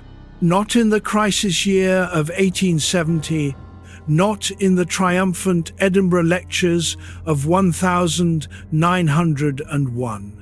In the lectures at Harvard on Tuesday and Thursday mornings, in the evenings at the desk, in the summers at the farmhouse, in the letters answered one by one, in the conversations with students who were working through the same questions he had been working through for 30 years. The long hold is not glamorous. It is the place where the philosophy becomes practice, where the ideas are tested not against other ideas, but against the actual texture of a life. James tested his ideas against his actual life for 40 years. He found some of them wanting and revised them. He found others more durable than he had expected and kept them. What held most reliably was the simplest thing, the return, the practice of bringing the attention back again and again to what was actually present. Not to some ideal version of the present, not to the present as it should be, but to the present as it was, the breath as it was, the room as it was, the feeling as it was. This is what the long hold of any night looks like, the repeated, gentle, imperfect return. You do not have to succeed at it. You only need to keep returning. The night is long enough. You do not need to arrive before it ends. The arriving will happen when it happens, as it always does. Josiah Royce, who argued with James for 30 years about the absolute, wrote once, in a rare moment of agreement, that whatever else philosophy was, it was the practice of being honest about what you actually thought. James agreed with this. He had been honest across 40 years of work about what he actually thought, including the parts he was not certain about. This honesty is what makes him trustworthy. The breath is here. The room is here. The night is doing what it does. You are in the long hold. It is enough. Chapter 19, Edinburgh, 1901. In May of 1901, William James arrived in Edinburgh, Scotland, to deliver the Gifford Lectures. He was 59 years old. He had a heart condition that his doctors had been warning him about for 3 years. The journey from Cambridge to Edinburgh by ship was not comfortable for a man in his condition. He arrived tired and settled into rooms near the university and spent the evenings preparing lectures that he had been assembling for several years in notes and fragments. The Gifford Lectures were a prestigious academic invitation, funded by a Scottish judge who had specified that the lectures should concern natural theology, the study of God and the universe, without the specific doctrines of any particular faith. James accepted the invitation and used it for a purpose that was both more personal and more empirical than natural theology in the conventional sense. He wanted to study religious experience itself. What happens in a human being when they encounter something they call the sacred? What this experience does to them? Whether it has effects that can be described accurately, and whether those effects tell us anything about the nature of reality. The lectures ran across 2 academic years, 1901 and 1902, 20 in total, and they were attended by large audiences who came in part because James's reputation had preceded him, and in part because the questions he was asking were ones the era could not stop asking. The 19th century had ended with the tools of science powerful enough to explain many things, and not clearly adequate to explain what human beings actually cared most about: meaning, love, the experience of being a self in a world that included other selves, the question of what endured. He sat in Edinburgh in rooms that had windows looking out at the castle on the hill, and he wrote and he prepared, and in the evenings he wrote letters home to his brother Henry and to his wife Alice, and to his children, letters that were warm and specific about the light over the firth and the particular grey of Scottish sky. He was not well. He kept lecturing. The book that came from these lectures, The Varieties of Religious Experience, is, in many people's judgment, the most important book William James wrote. It is certainly the most widely read. It is a book about what religion actually does in human lives, documented with the rigor of a scientist and the sympathy of someone who had needed what he was studying. He interviewed, he read, he gathered cases, the conversion experiences of the twice-born, the mystical states of people who could describe them, the sick souls who had found something through which to pass. He took the experiences seriously as data. He did not prejudge the metaphysical question of what these experiences were evidence of. He stayed with what they were evidence of in the lives of the people who had them. Let your breath be slow. Feel the weight of the room around you. James delivered the lectures in that Scottish city with a failing heart, and he finished them, and they became a book that people still read and people still find in it the thing they needed. This is what it looks like when a person uses everything they have. Chapter 20. Conversion and the Twice-Born. James was interested in conversion because he had been converted, not in the religious sense, or not primarily. What had converted him was the diary entry of the 30th of April, 1870. The moment in which a man who could not will anything chose to act as if the will were possible. This was a turning point, a change in orientation, a shift from one way of being in the world to another. And James noticed that this kind of change had a structure.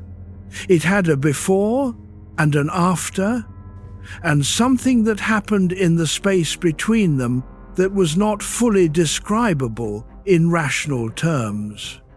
He gathered cases. The Methodist revival meetings of the American frontier, where people were converted in waves, weeping and speaking, and suddenly sure of something they had not been sure of the night before. The individual testimonies of people who had been at the end of something and found themselves, without quite understanding how, at the beginning of something else. The accounts of people who had been divided, the voice that said yes and the voice that said no, at war with each other for years, and who had suddenly found that the war had ended, not through the victory of one side, but through the appearance of something that could contain both. The twice-born, James called them. Not once born into a world that seemed essentially good and welcoming. Twice born, first into the world as it appeared, then into a different relationship with that world, one that had been earned through the difficulty of the passage. He did not require that the twice-born experience be religious in its content. He was interested in the structure of the experience, the sense of a divided self being unified, the shift from conflict to something that felt like peace, the conviction that arrived without being planned and remained without being forced. He was also honest about what he could not claim, he could not say from the evidence, what the metaphysical reality behind these experiences was. He could say that the experiences were real, that their effects on people's lives were often profound and durable, that the people who had them were not, in most cases, simply confused or delusional or wishful. They had encountered something. What that something was, a psychological process, a spiritual reality, some conjunction of both, was a question he was not able to answer and did not pretend to. What he could say was this: the person who has passed through the worst version of their own interior landscape and come out the other side has access to a quality of rest that is not available to the person who has never been lost. The rest of the twice-born is the rest of arrival, not the rest of someone who has not yet left. This room, tonight, is large enough to hold both kinds. Chapter 21. The Will to Believe. In 1896, James delivered a lecture at the Yale and Brown philosophy clubs that he titled The Will to Believe. He was arguing against a contemporary of his, the mathematician and philosopher W.K. Clifford, who had written that it was wrong, ethically wrong, not merely epistemically careless, to believe anything on insufficient evidence.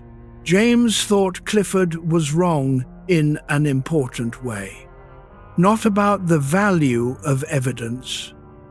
James was an empiricist. He valued evidence. He would not believe a claim about the world that had been refuted by observation, and he would not make claims about the world that observation could not, in principle, test. But Clifford's argument assumed that the only two options available to a human being were believing on sufficient evidence or withholding belief until evidence arrived. James said, "There is a third option, and it is the one that actually governs most human life. There are questions that are genuine, momentous, and live. Questions that actually press on the person facing them, that require a decision, that cannot be deferred until the evidence is in. Whether to trust this person, whether to commit to this project, whether to treat this life as worth living. These are not questions that can be held in suspension while the evidence accumulates, because living is itself a form of deciding. The person who withholds judgment about whether the life is worth living has, in effect, decided that it is not worth acting on." When James wrote in his diary in 1870 that his first act of free will would be to believe in free will, he was not ignoring the philosophical evidence about determinism. He was recognizing that the question of whether he was determined or free was a question that could not be decided by waiting for more evidence. It had to be acted on, and the act of acting as if he were free, of choosing one thought because he chose it, as Renouvier had described, was itself the test of the hypothesis. The will to believe, James said, is not the will to believe any convenient thing. It is the willingness to commit to a live hypothesis when the evidence is genuinely ambiguous and when the stakes of the question require that you choose. This has a quieter application than the philosophical one. The person lying awake at night, rehearsing the evidence for and against the proposition that things will be all right, is facing a genuine, live, momentous question, and the evidence is genuinely ambiguous. Tomorrow has not happened yet. The thing feared has not occurred yet. The hypothesis that the morning will bring what it always brings, the daylight, the resumption of life, The possibility that the worry looked larger in the dark than it actually was is a live hypothesis. A reasonable hypothesis. A hypothesis that past experience has supported more often than not. You may choose to hold it. Feel the weight of the bed beneath you. This is a real thing. The morning is also real. Chapter 22, Pragmatism. Charles Sanders Peirce was a difficult man to know. He was brilliant in a way that alienated people, opinionated in a way that offended them, and financially incompetent in a way that made his life a series of near disasters. He spent the later years of his life in near poverty in a farmhouse in Pennsylvania, writing obsessively and receiving almost no recognition. William James was his friend, and James was perhaps the only major intellectual figure who consistently promoted Peirce's ideas and acknowledged his intellectual debt to him. The debt was real. Peirce had articulated in a paper of 1878 the core of what would become pragmatism, the idea that the meaning of any concept consists in the practical effects that would result from acting on it. To understand what you mean by a proposition, ask what difference it would make to your experience if the proposition were true. If it would make no difference, if the world as you would experience it would be identical whether the proposition were true or false, then the proposition is, practically speaking, meaningless. James took this idea and extended it into territory Peirce had not intended. He used it to argue about truth, that a true idea was one that worked, that led the mind, that held it into fruitful contact with experience, that helped the person who held it navigate the world more successfully. Truth was not a fixed quality that statements possessed regardless of their effects. Truth was a relation between an idea and the stream of experience, and a true idea was one that paid its way, as James put it in a memorable and debated phrase, in the practical currency of lived experience. John Dewey, who was a student of this tradition and who extended it into education and politics, described pragmatism as the philosophy that takes seriously what actually happens to people. Not the ideal person, in the ideal situation, facing the ideal question, the actual person with the actual constraints, making actual decisions under actual conditions. William James liked Dewey enormously. They agreed about the direction, if not always about the details. Pragmatism was attacked from both directions. The idealists thought it was too humble, too willing to measure truth by its effects on human behavior rather than by its correspondence to a higher reality. The materialists thought it was too permissive, too willing to allow personal relevance to count as a form of validity. James held his ground without apologizing. He was describing how minds actually work, he said. This was what he observed. The pragmatic test applied to tonight's question, the question of whether rest is possible, whether the mind can release its grip on the things it is carrying, is a modest one. Not, is there a philosophical proof that it is possible, but has it been possible before? Has the night ended before? Has the morning brought what the night obscured? The evidence, in most cases, is yes. Let that evidence count. Chapter 23. Truth as what works. Here is the first kind of tiredness, paid in full. William James believed that a tired mind trying to will itself into resolution was working against itself. This was the tiredness he knew from the inside. Not the body asking for sleep, but the self asking to be released from the obligation to resolve what cannot yet be resolved. The body can sleep while the self is still at work. The deeper rest, the one that feels like relief rather than just cessation, requires something more than the absence of movement.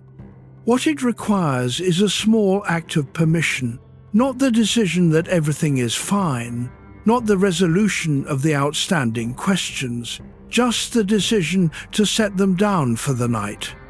Pragmatism, applied honestly, supports this. What is the practical effect of continuing to rehearse the unresolved at this hour? What difference would it make to tomorrow if the rehearsal continued until 3 in the morning rather than stopping now? In almost all cases, none. The problem will be the same in the morning. The person meeting it will be less equipped. The practical truth, the one that works in the Jameson sense, is this: the mind that rests is the mind that will be worth bringing to the question tomorrow. James wrote in a letter to a friend who was going through a difficult passage. The greatest revolution of our generation is the discovery that human beings, by changing the inner attitudes of their minds, can change the outer aspects of their lives. He was not promising transformation. He was saying that the direction of attention is one of the few things available to a person in difficulty, and that it matters. The direction of attention, right now, can be toward the sensation of the body at rest, the weight of the blanket, the temperature of the air, the sound, if there is one, of the house settling, as houses do in the dark. This is not a small thing. This is the stream finding a quieter channel. The outstanding questions will be there in the morning. They will not be larger for having been left alone tonight. Breathe. Chapter 24. The Students. If your mind has been drifting, that is perfectly fine. Come back when you are ready. We are still here. William James's students became extraordinary people, and this is not accidental.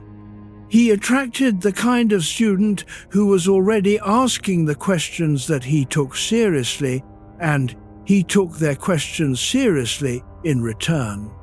Mary Whiton Calkins arrived at Harvard in 1890 to study experimental psychology. She was refused admission to Harvard's graduate program because she was a woman. William James admitted her to his seminar anyway, as a guest, and she worked alongside his male students and outperformed most of them, and submitted a doctoral dissertation that was judged by a Harvard committee to be of doctoral quality. Harvard refused to grant her the degree because she was a woman. Radcliffe offered her an equivalent degree from their institution, which was affiliated with Harvard but considered lesser. She refused.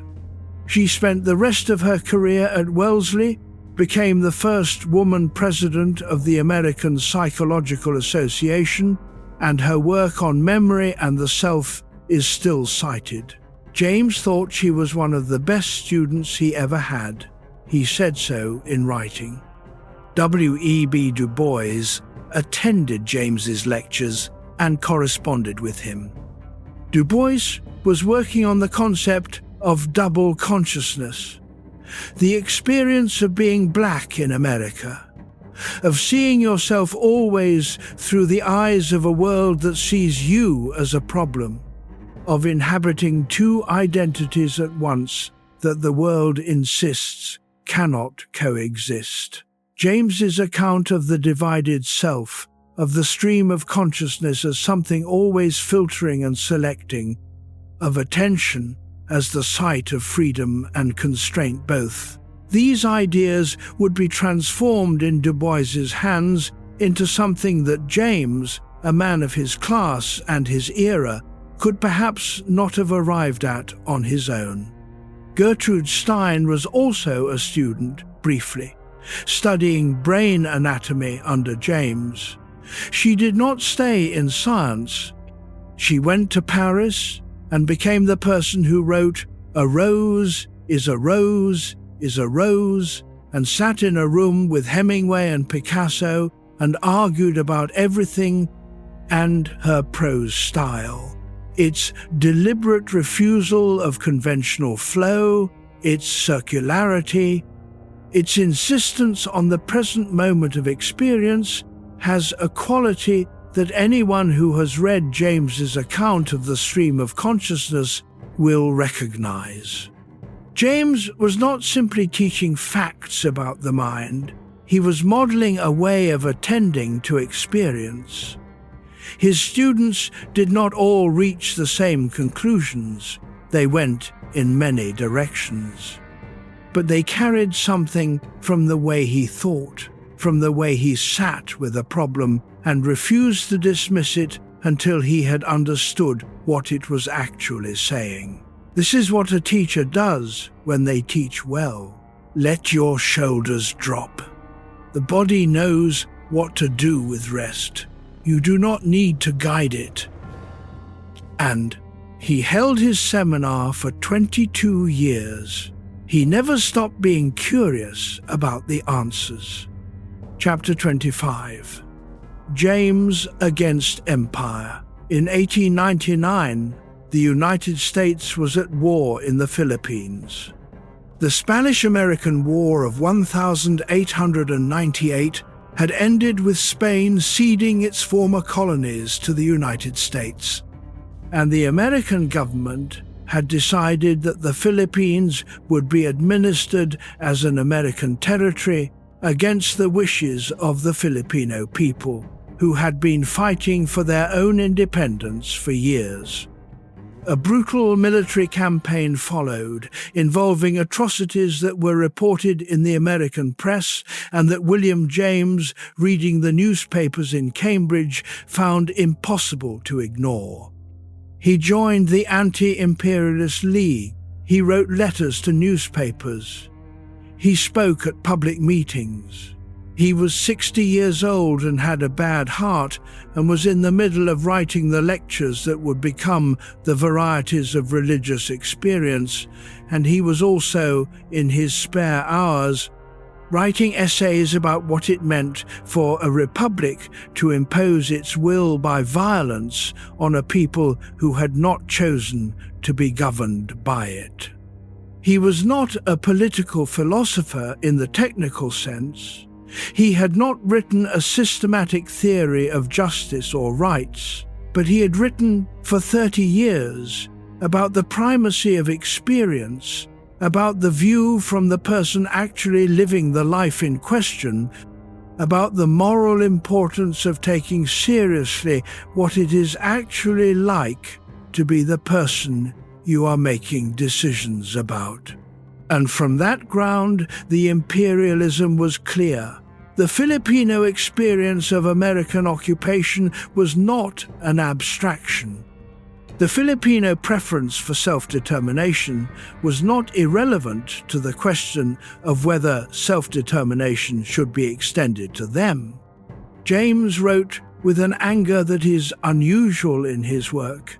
He was generally a man who preferred understanding to condemnation, because he saw in the Philippines the failure of exactly the pragmatic test he had applied to everything else. What were the practical effects of this policy? What was its actual cost in human lives and in the integrity of American institutions? The honest answer was devastating. There is something he wrote in this period that has stayed in me. The deadliest enemies of nations are not their foreign foes. They always dwell within their borders. He was talking about the habits of mind that make certain things invisible, the comforting narratives that allow people to ignore what is inconvenient. The healthy-minded consciousness taken too far becomes the refusal to look. The sick soul's capacity to see the darker truth is, sometimes, the more honest consciousness.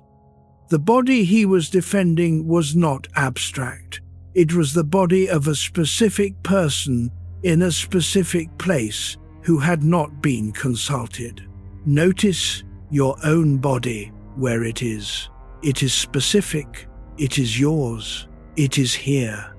James believed that the unit of moral consideration was the individual experience, always, not the nation, not the race, not the civilization, the person having the experience. This was the philosophical ground from which he wrote about empire, and it is the same ground from which he wrote about the sick soul and the stream of consciousness and the will to believe. Chapter 25b. James and Loss. There is something William James understood about grief that he arrived at not through theory, but through the accumulation of it. His father died in 1882 in Boston, while William was in London on a lecture tour. The cable arrived too late for him to return in time. He did not see his father alive again after they had said goodbye at the dock. He wrote to his brother Henry that the death had been so gentle, so complete, so like a falling asleep, that it did not seem like death at all, but only the long rest that their father had seemed to need. He was trying in that letter to give Henry something to hold. He did not yet know what he himself would hold. His mother had died the previous year, in January 1882.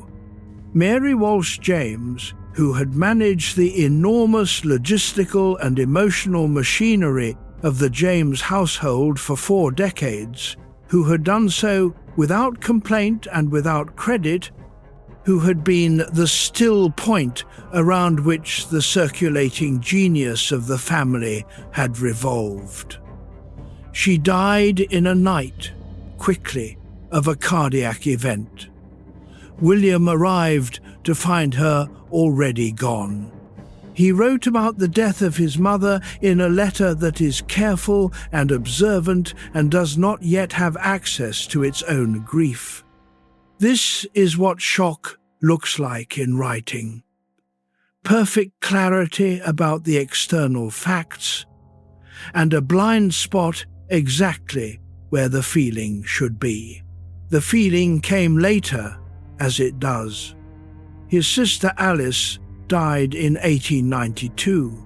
He had written to her in England, as we have seen. He had visited when he could.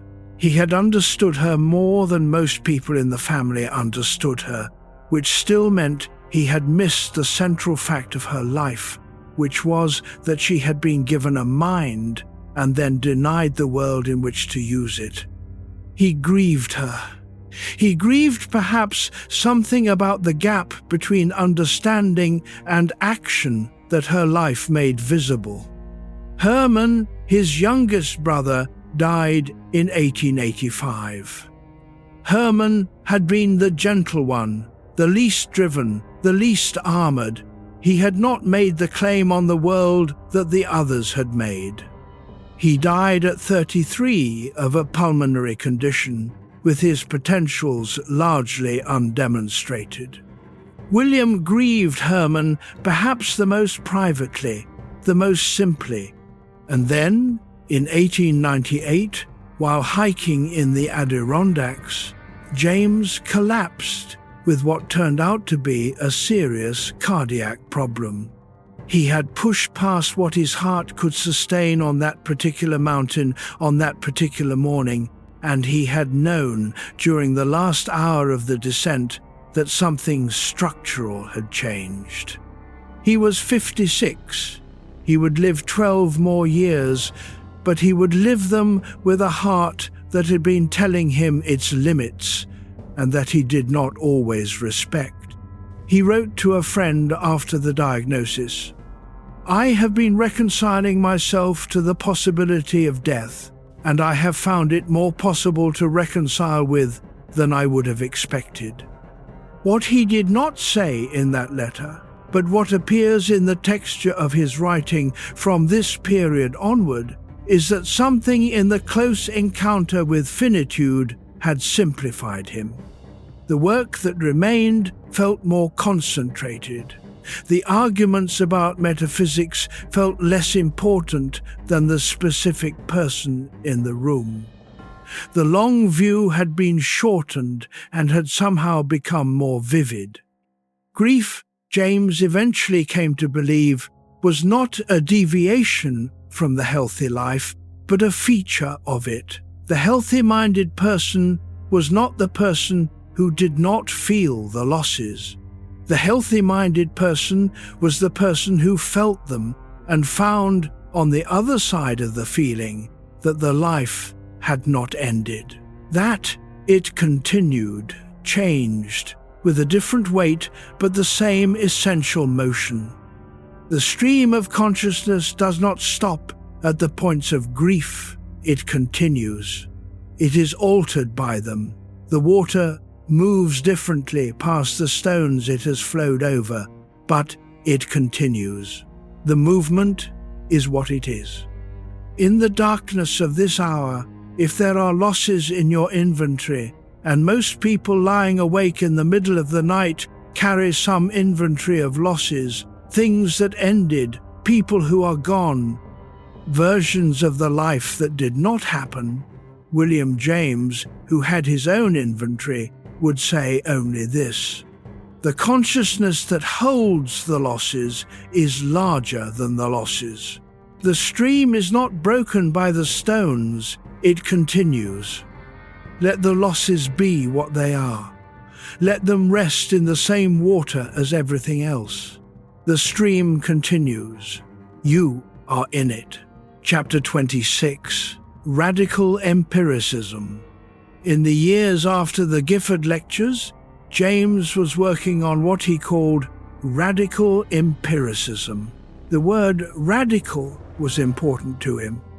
He was not describing ordinary empiricism, the position that knowledge comes from experience, that science is the discipline of systematic experience. He was describing something more thorough, the insistence that the relations between things are as real as the things themselves. The ordinary empiricist, the tradition that ran from John Locke through David Hume through John Stuart Mill, had accepted that we experience objects, sensations, discrete impressions, but the relations between those objects, the sense that this follows that this is larger than that this causes that, ordinary empiricism tended to treat these as mental contributions, additions the mind made to experience, rather than as features of experience itself.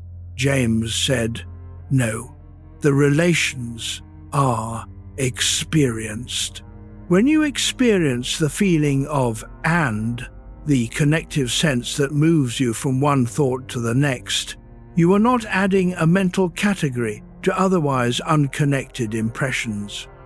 You are experiencing the connection itself.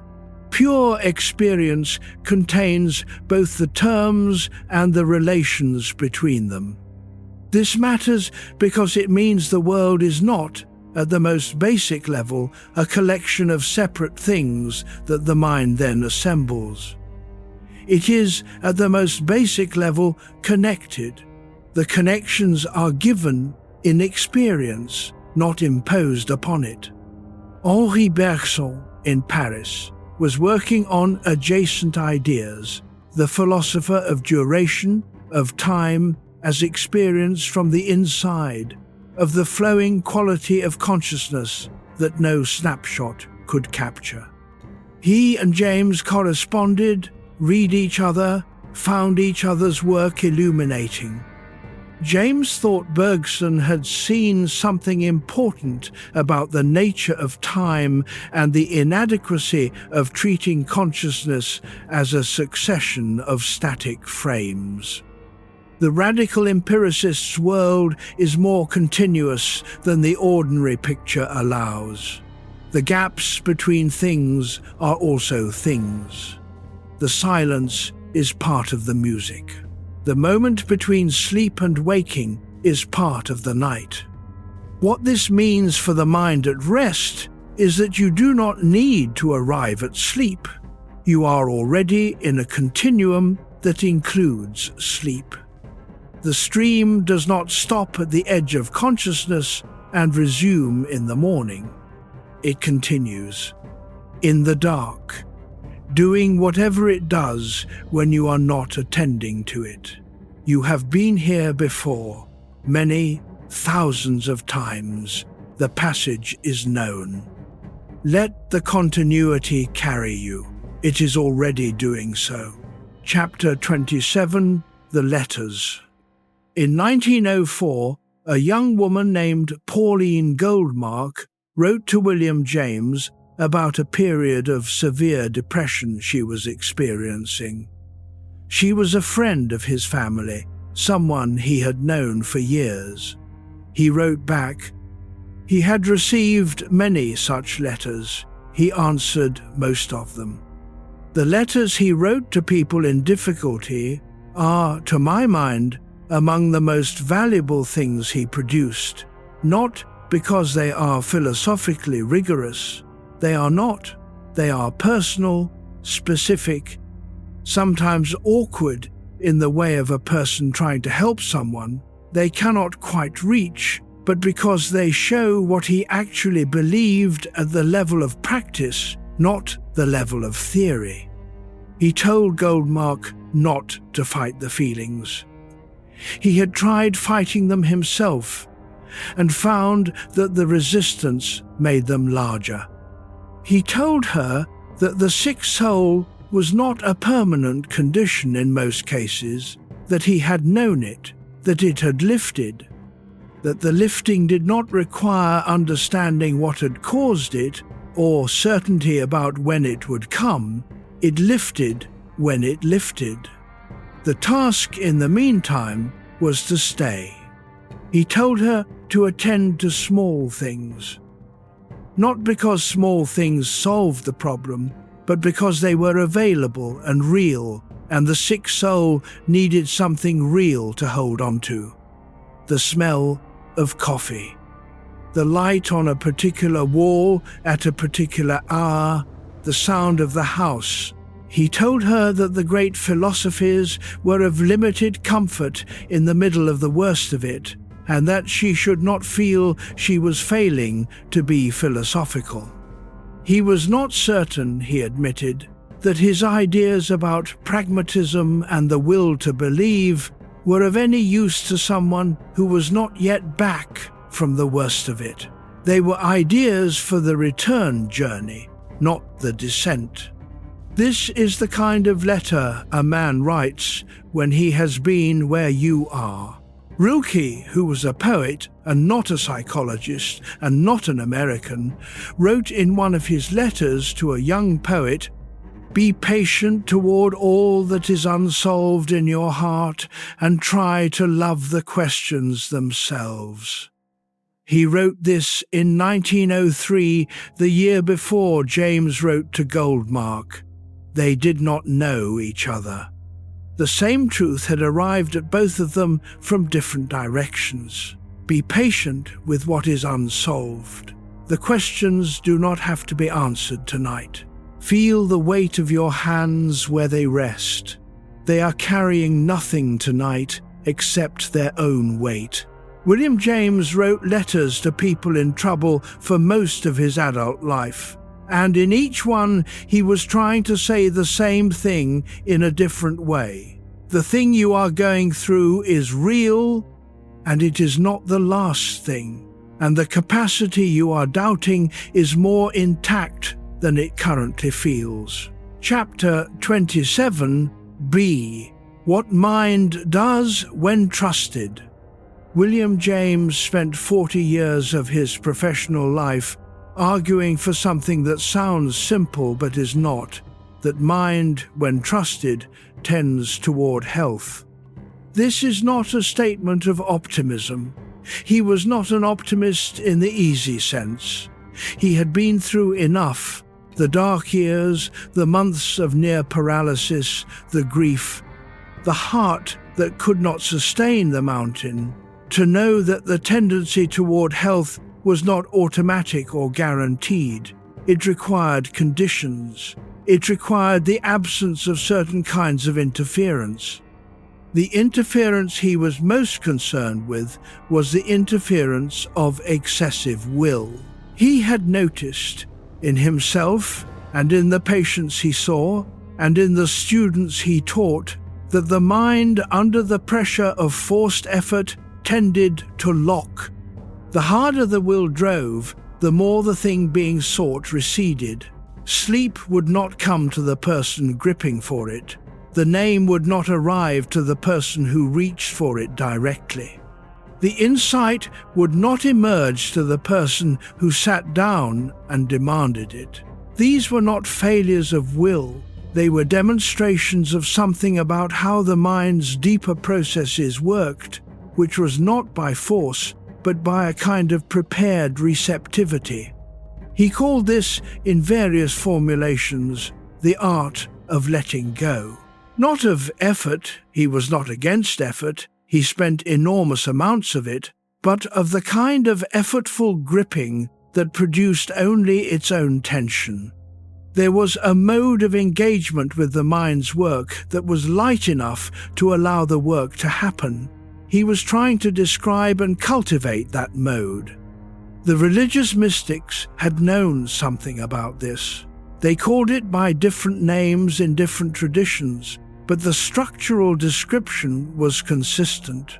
There was a kind of ego relaxation, a willingness to let the ordinary machinery of directed thought stand down, and in the space that opened, a different kind of knowing sometimes appeared. James took these reports seriously. He did not take them as evidence of the supernatural. He took them as evidence of the natural, of capacities in the human mind that the ordinary modes of directed effort did not access. In the varieties, he called this the subliminal self. The hypothesis was that the conscious ego was not the whole of what a person was, that below the threshold of ordinary awareness there were processes, some of them more comprehensive and more coherent than the ordinary ego, that could occasionally surface and present their work. The surface ego, presented with this output, experienced it as coming from outside, hence the language of inspiration, of grace, of divine communication. James thought the language was understandable, but the mechanism was probably more interior than the language suggested. The practical implication was important. The way to access these deeper processes was not to force them, but to prepare the conditions for them, and then to make available a kind of receptive relaxation.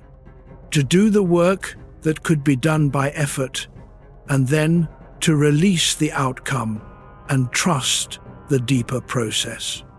This is not passivity.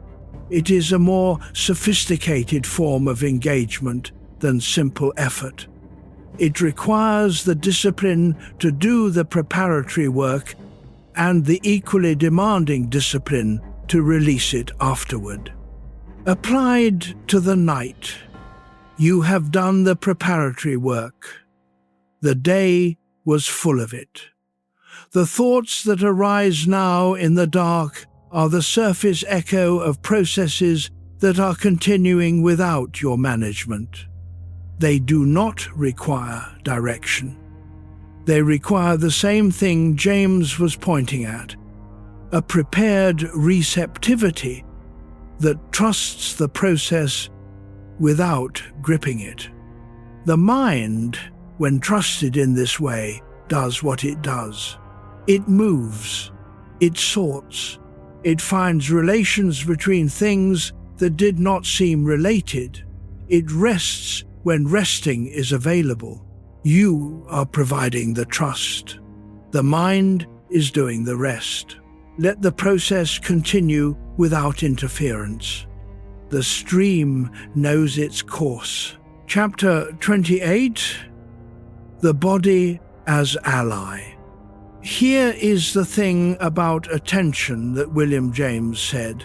The thing he found in the years of recovering from 1870 and building the psychology and teaching the students and writing the letters.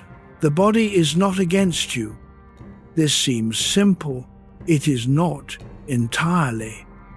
There are people for whom the body has been a site of difficulty, of illness, of pain, of unpredictability.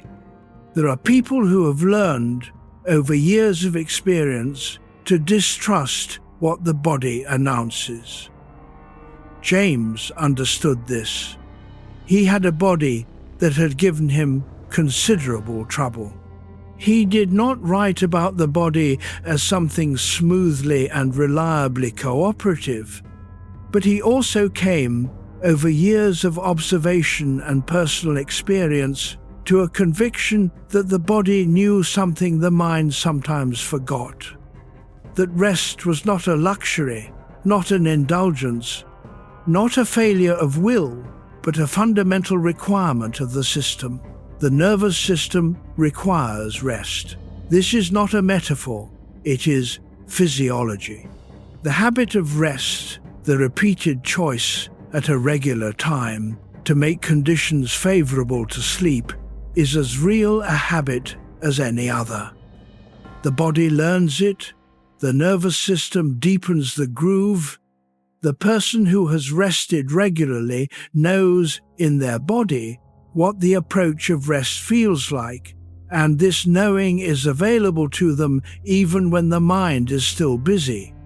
He wrote, in a chapter that does not often get cited, about the importance of not fighting sleep. He was not talking about sleep specifically, but his argument generalizes. The mind that says, I must sleep, has introduced urgency into a process that requires the absence of urgency. The body can only do what it knows how to do. The mind's job is to stop interrupting. This, in practical terms, means let the breath be whatever it is. Let the temperature of the room be whatever it is. Let the thoughts be whatever they are, without adding to them the additional thought that they should not be here. The body, trusted, will do the rest. James trusted his body imperfectly and often. He climbed mountains in the Adirondacks in middle age with a bad heart and bad knees, and came down exhausted and elated. He walked long distances when walking was what he needed. He rested when the resting was what he needed, and he was willing in his later years to say so, to cancel the lecture, to stay in the country house, to let the correspondence wait. The body, attended to, will say what it needs. Right now, it is saying, let the weight of the mattress be felt. Let the warmth collect. Let the eyes be still. This is the third thing that was coming. The body is the ally. It has always known how to do this. Chapter 29. Late James. By 1905, William James was 63 years old and the most famous philosopher in America, possibly in the English-speaking world, and he was tired. Not in the old way, not the dread of 1870, not the paralysis of will, tired in the way of a man who has done a great deal and can feel the body asking for more patience than it used to require. The heart condition had worsened. The climbing trips to the Adirondacks still happened, but they left him more depleted than they used to. He wrote at his desk in Cambridge and at the farmhouse in New Hampshire and at stations in Europe when he was lecturing. And the letters home to Alice were warm and specific about the particular quality of the light over the lake at Chocorua in the mountains of New Hampshire, which he loved. He was still curious about everything.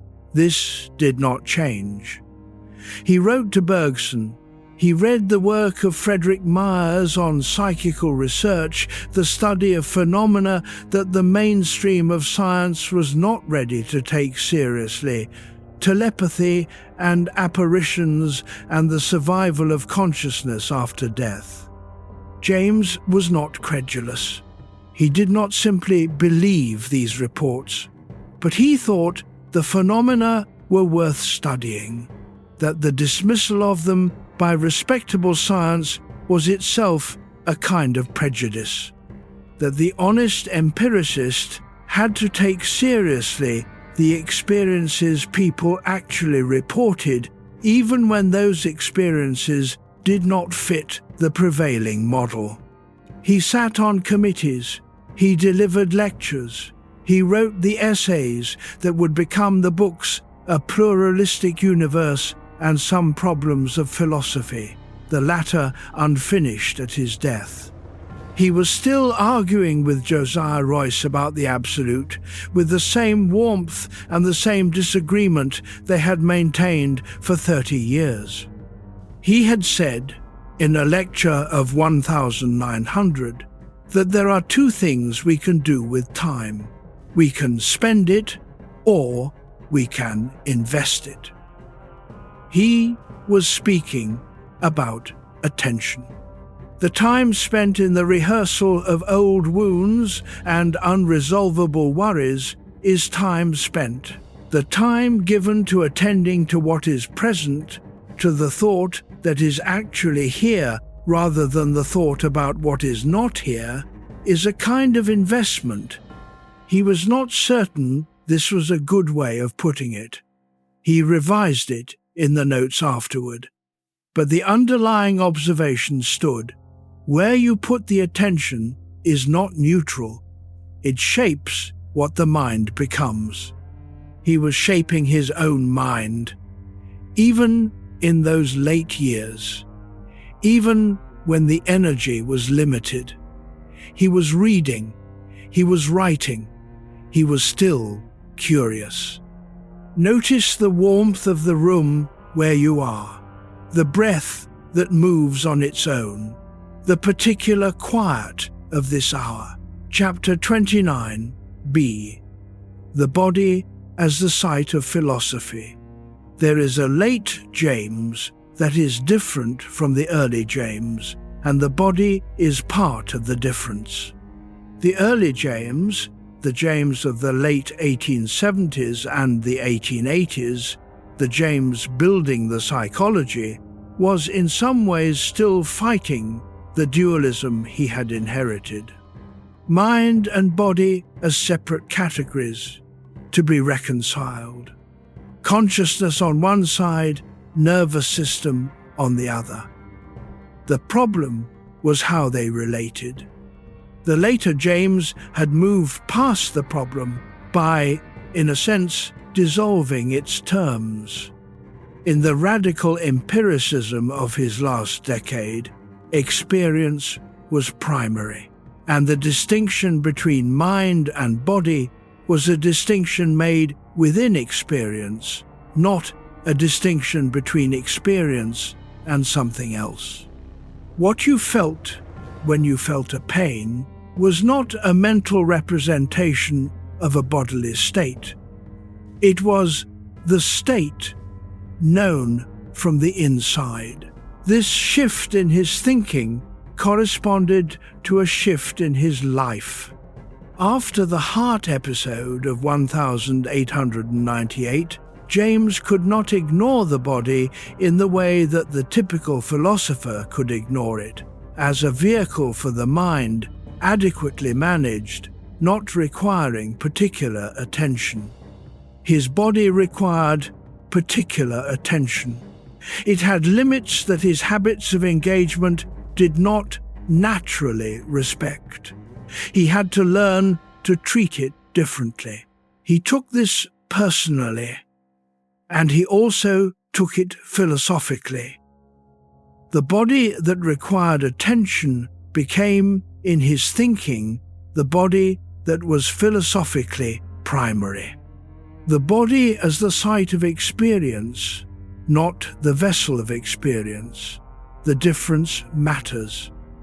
A site is where something happens. A vessel is what carries something elsewhere. He wrote in one of the letters from this period, "I have been learning that the body has its own intelligence and that it is not inferior to the mind's intelligence, only different in kind." This was not a thought available to him before the mountain, before the diagnosis, before the years of managing a heart that was more limited than his willingness to use it. The practical implication for everyone, not only for the person with a cardiac condition, is this: the body is not something to be overridden on the way to the mind's work. It is the ground of the mind's work. When the body is attended to, the breath, the weight, the small sensations of the body resting in the room, the mind's work becomes possible in a different way.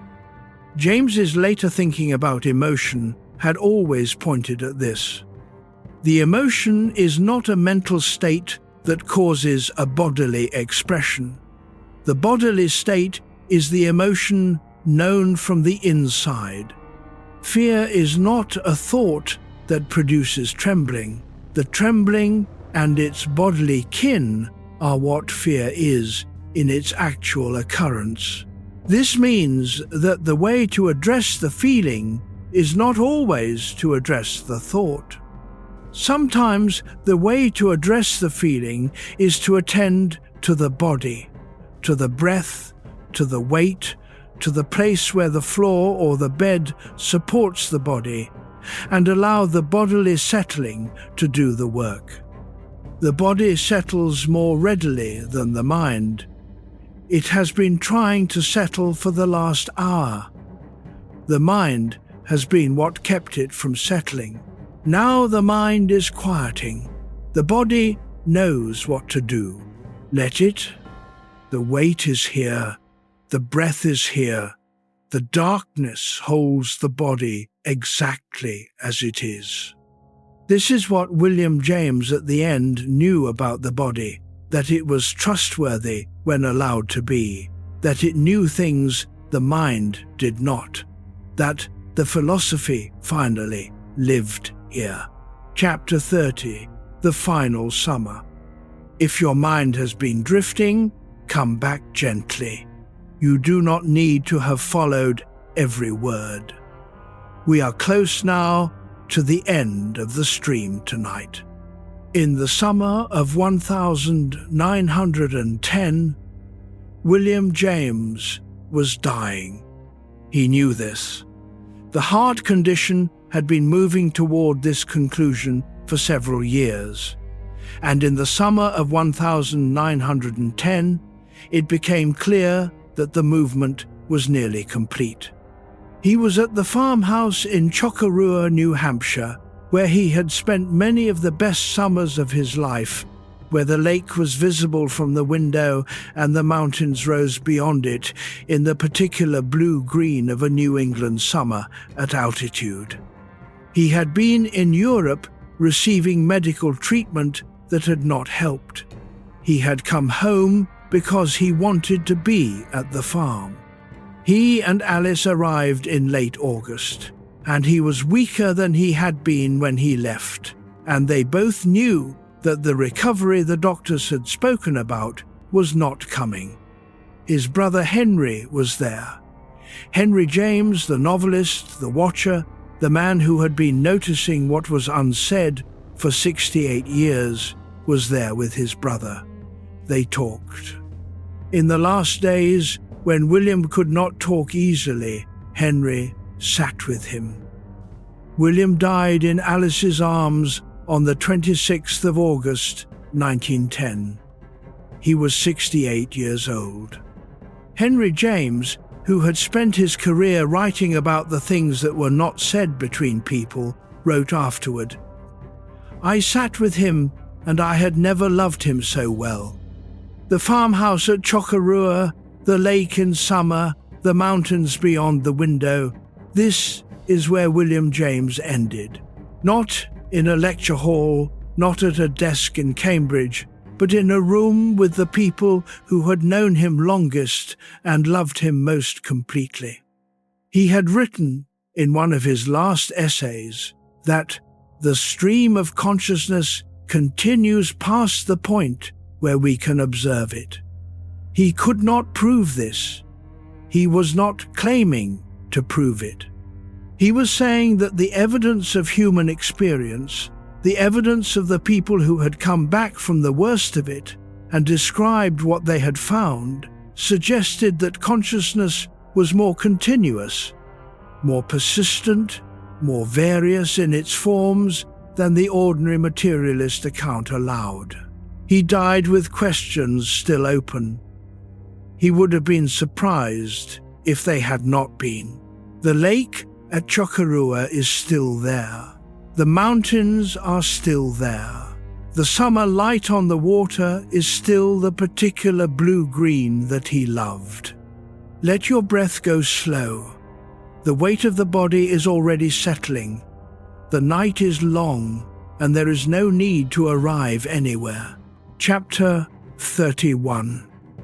The stream in the dark. Here is what the stream does in the dark.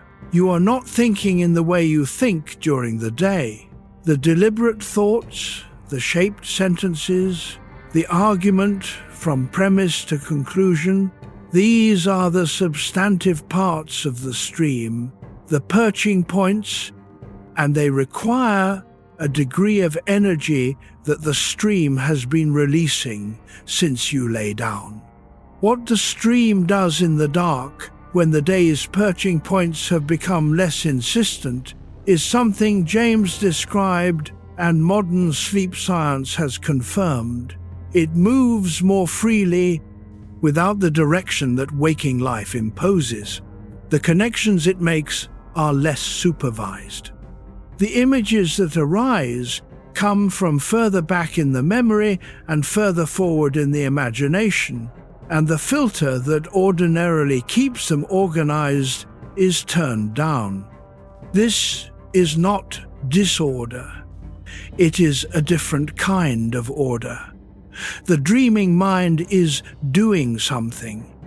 James believed that the unconscious, or what he sometimes called the subliminal self, borrowing from Frederick Myers, continued to work on problems during sleep, that the solution that arrived in the morning was sometimes the product of work done in the night. He also believed, and this is the quieter point, that consciousness during sleep was not simply absent. He could not demonstrate this. He was working at the edge of what the science of his time could reach. But the radical empiricist in him would not simply assume that the stream stopped because he could not observe it. The stream flowed. It did what streams do. What this means practically is that the mind moving towards sleep is not moving toward an end. It is moving toward a different mode of the same process. The stream does not stop at the edge of waking. It continues, in the dark, doing its quiet work. You have entered this territory thousands of times. Your nervous system knows the way. The thoughts that are still present, the ones that have not yet released, will be there in a different form in the morning. They will not disappear. They will be processed. This is something the night does for you, whether or not you are aware of it happening. The stream is still moving. You can ride it. Let the eyes be still. Let the face be still. Let the breath find its natural rhythm, which is already slower than it was. The stream knows where it is going. Chapter 31b. The River After Dark. There is a passage in the Principles that James wrote when he was trying to describe what the stream of consciousness actually felt like from the inside at its quietest. He said, "It is nothing jointed, it flows. The rhythm of language is not the rhythm of thought. Thought moves faster than language and more continuously and in dimensions that language has to approximate. The word comes after the thought has already moved on. At night, without language, the stream becomes visible as a different kind of thing than it is during the day. During the day, consciousness is enlisted. It is pointed at tasks, at people, at problems that require resolution. It moves under direction. The direction is not always perfect. The attention wanders. The mind does what it does. But there is a general orientation. The stream has a channel it is supposed to follow. At night, the channel loosens. The stream, unconfined, spreads. The images that arise now are not controlled images. They are not images you have chosen. They arrive from processes that do not report to the ordinary decision-making apparatus.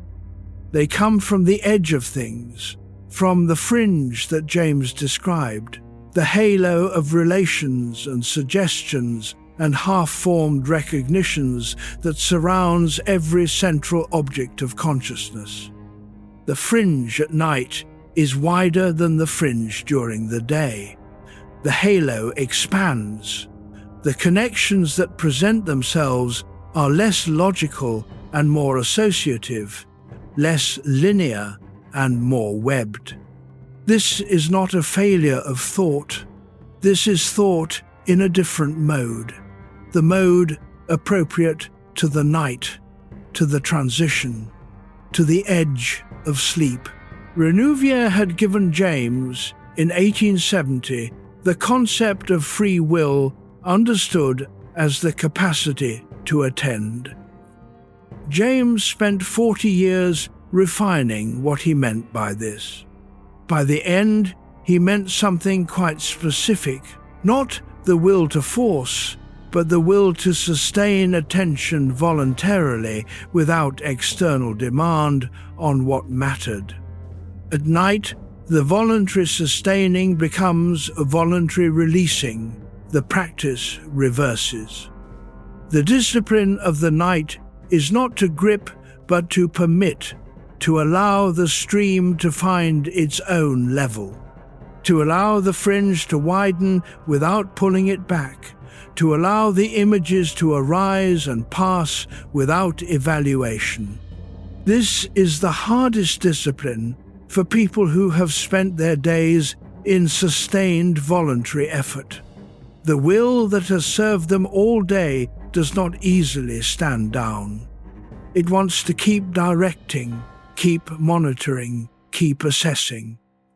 The assessment of the night's quality is itself a kind of gripping. Release the assessment. The stream does not need to be evaluated, it needs to be trusted. William James, in the last decade of his life, was learning this. The philosophy he had built around effort and will was being revised from the inside by a body and a life that required a different mode. The revision was not a repudiation, it was a deepening. Effort and release are both part of the same intelligence. The release is not the absence of effort. It is effort matured, refined, arrived at its most sophisticated form. You have done the effort. The day was full of it. Now the stream is dark and wide and moving in the way it moves at night. Let it. The water knows the way to where it is going. It has been there before. The current is gentle. The current is enough. You are carried. Chapter 32 to two kinds of rest. There are, as I told you at the beginning of this evening, two kinds of tiredness. The first kind is the tiredness of the body, the muscles that have been used, the system that has processed the day, the animal that needs to lie down and repair. This tiredness responds to the horizontal position, to warmth, to the absence of demand. It is doing what it needs to do right now. The second kind is the tiredness of the self, the state of a person who has been performing attention for too long, who has been managing the gap between what they feel and what they can say, who has been carrying something that does not have a name but has weight.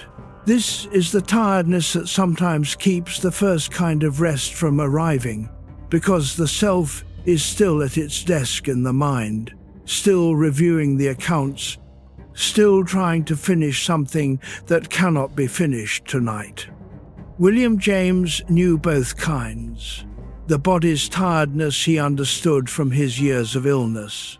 The self's tiredness he understood from the cold room in Cambridge, from the years when willing was not available.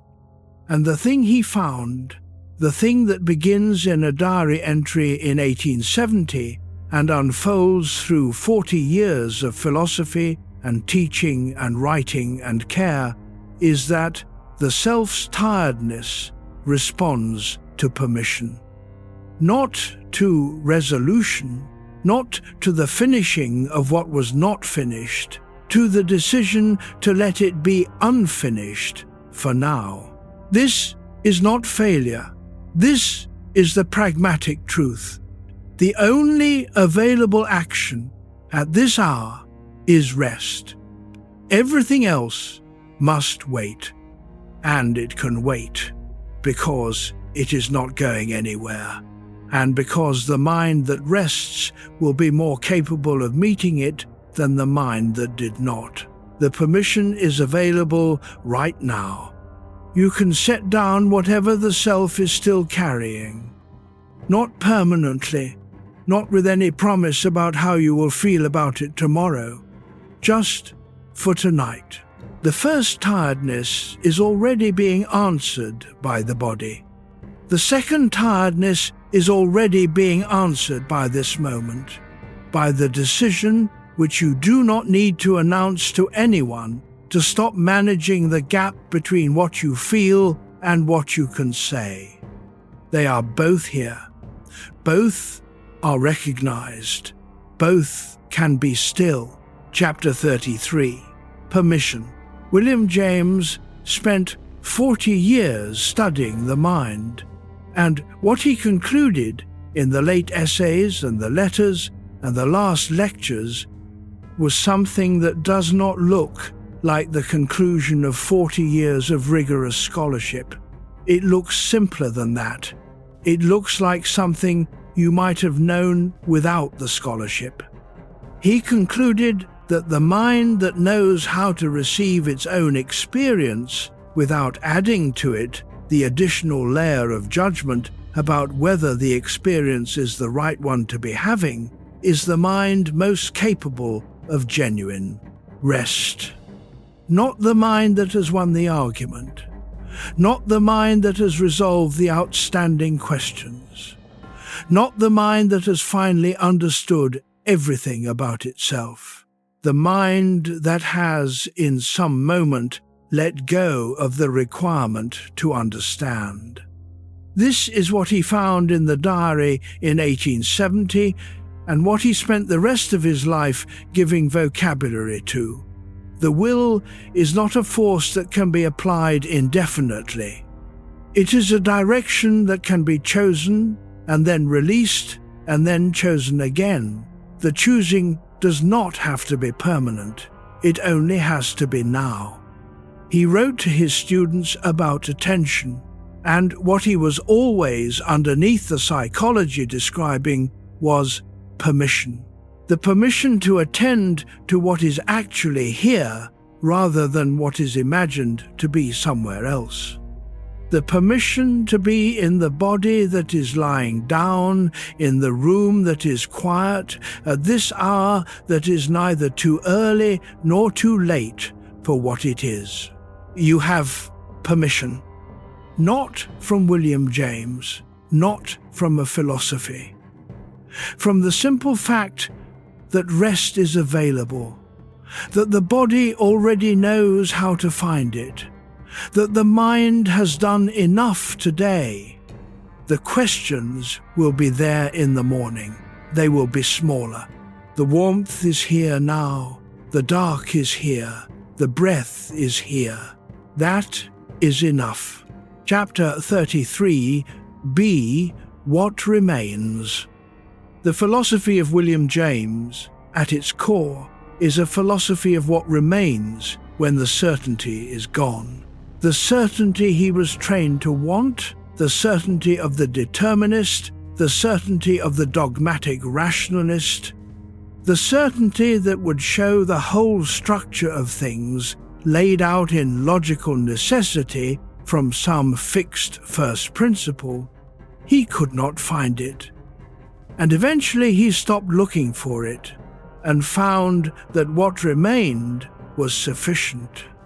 What remained was experience, the immediate, unprocessed, already moving experience of being in a world among other people with a body that felt and a mind that noticed, and a history that shaped the noticing.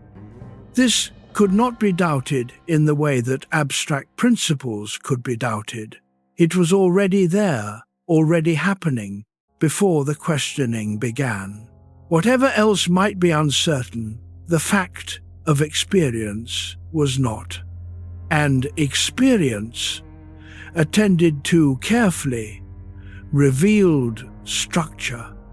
Not the iron structure of logical necessity, but the lived structure of a world that was coherent enough to navigate, that rewarded certain kinds of attention and practice, that had regularities you could count on without being able to prove them from first principles. The world was, in James's word, thick, full of texture and specificity and resistance and surprise. None of it deducible from anything, all of it available for anyone willing to attend. He spent 40 years teaching people to attend. The students who remembered him best remembered not the arguments, but the quality of attention he brought to the arguments.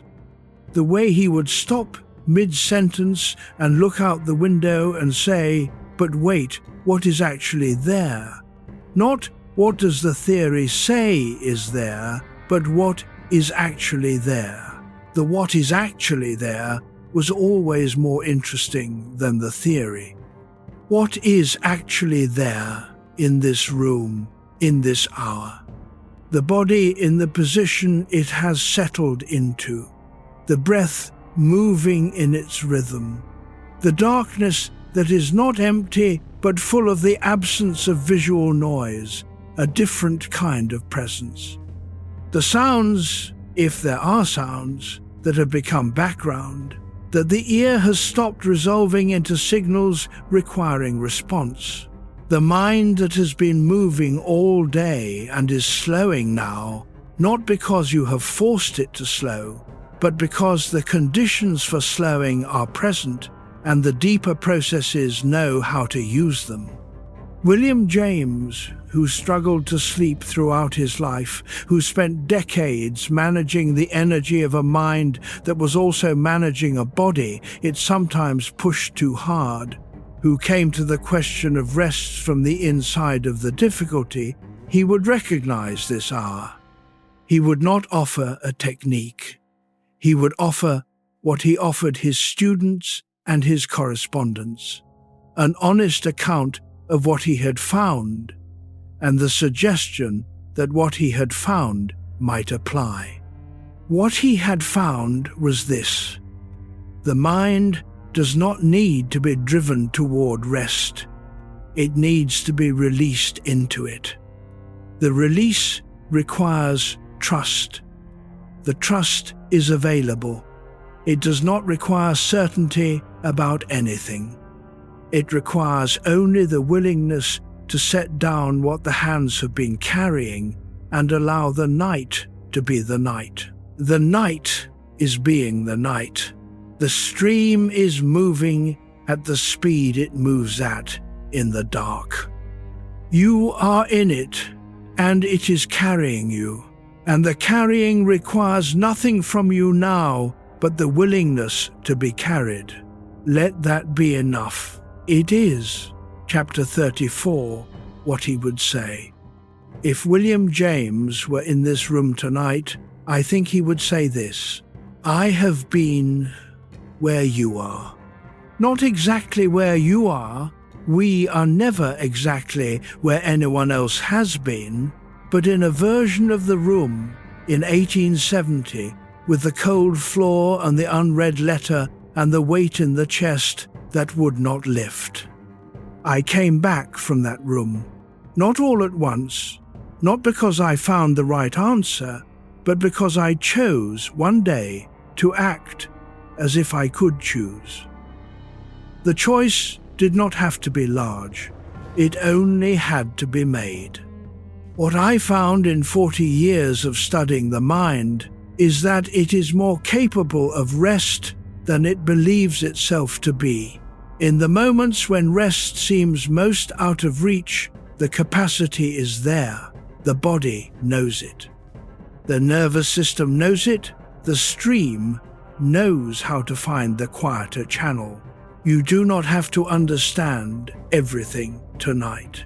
You do not have to resolve the things that remain open. You only have to let the weight of the bed receive the weight of you, and let the breath be what it has always been, the most ordinary of miracles, available without effort, doing its work in the dark. The mind that has been in difficulty and found its way to something quieter knows a kind of rest that is not available to the mind that has never been difficult. You may be closer to that rest than you think. Trust the stream. It knows where it is going. It has been going there since before you were paying attention. Let your hands be open. Let the face be still. The lamp is going out now. The room is good. Chapter 35, Chocorua, August 1910. The lake at Chocorua was still in the early morning. William James had been watching this lake for 20 years from the farmhouse that he and Alice had built here in the mountains of New Hampshire, above the tree line, where the air was different and the problems of Cambridge seemed made of thinner material. He had swum in the lake. He had watched his children swim in it. He had walked the trails around it with friends who came up from the city to argue philosophy in the mountain air, and he had been, by various accounts, an excellent host, attentive to what his guests needed, generous with his time and his thinking, genuinely interested in what they were working on. He argued and he listened. He said when he had been wrong. In August of 1910, he was not swimming or walking. He was in the farmhouse. in the room with the window that faced the lake, and the lake was still in the early morning light. He had written in the spring of that year to a friend who was also ill. I have often thought that the best way of living is to be so absolutely absorbed in one's occupation that one has no time to be afraid. He had tried to live this way. He had managed it in the good periods. He had failed to manage it in the difficult ones. He thought both kinds of period were real and necessary, and that the failure to manage it was not a failure, but a feature of a life honestly lived. He died in the morning in his wife's arms, with the lake visible from the window. The lake is still there. The questions he was asking are still there. The possibility he defended that a mind in difficulty might find its way to something quieter, that the will is not gone but available to be chosen, is still there. The morning is not far. Let the breath slow to what it wants to be. The stream continues. Chapter 36, Sleep Now. The mind of William James, by the end of his life, had a quality he did not have in the cold room in 1870. Not certainty. He was never certain, and he would not have wanted certainty. It seemed to him the enemy of the honest inquiry that was his actual religion, not resolution. The great questions remained unresolved, and he would not have wanted them resolved, because they were live questions, living things, and a resolved question is a closed door. What he had was something more like acceptance. The acceptance of a mind that has looked at itself honestly for 40 years and found, underneath the difficulty and the dread and the long period of paralysis, something that was capable of choosing. Something that was capable of coming back again and again from wherever it had wandered. The stream finds its channel. Not the same channel every time, a different one sometimes. But the stream does not stop. Your mind tonight is a stream too. It has been flowing since the first thought this morning, through the business of the day and into the quiet of this hour. It will continue flowing through the night in the mode that is not yet available to observation, the dreaming, the processing, the doing that the body does when the day has released it. You do not need to direct this. You only need to let it be. The things you have been carrying today, the unfinished, the unresolved, the things said and unsaid, and the things that went as hoped, and the things that did not, you can set them down. Not because they are unimportant, because they will still be there in the morning, and the morning is better for this work than the night. The body is already doing what it knows to do. The stream is already finding its quieter channel. The mind that has been running ahead of itself all day can stop here, in this room, and let the room be enough. Let your shoulders drop. Let your hands be open. Let the breath be the breath. The mind does not get louder in the dark. The dark just gets quiet enough to hear it. And when the dark is quiet enough to hear the mind begins, slowly, to hear itself. The part underneath the worry, the part that has been there before every difficulty and will be there after. The part that knows, without being told, what rest feels like. You are already there. The lamp is out. Sleep now.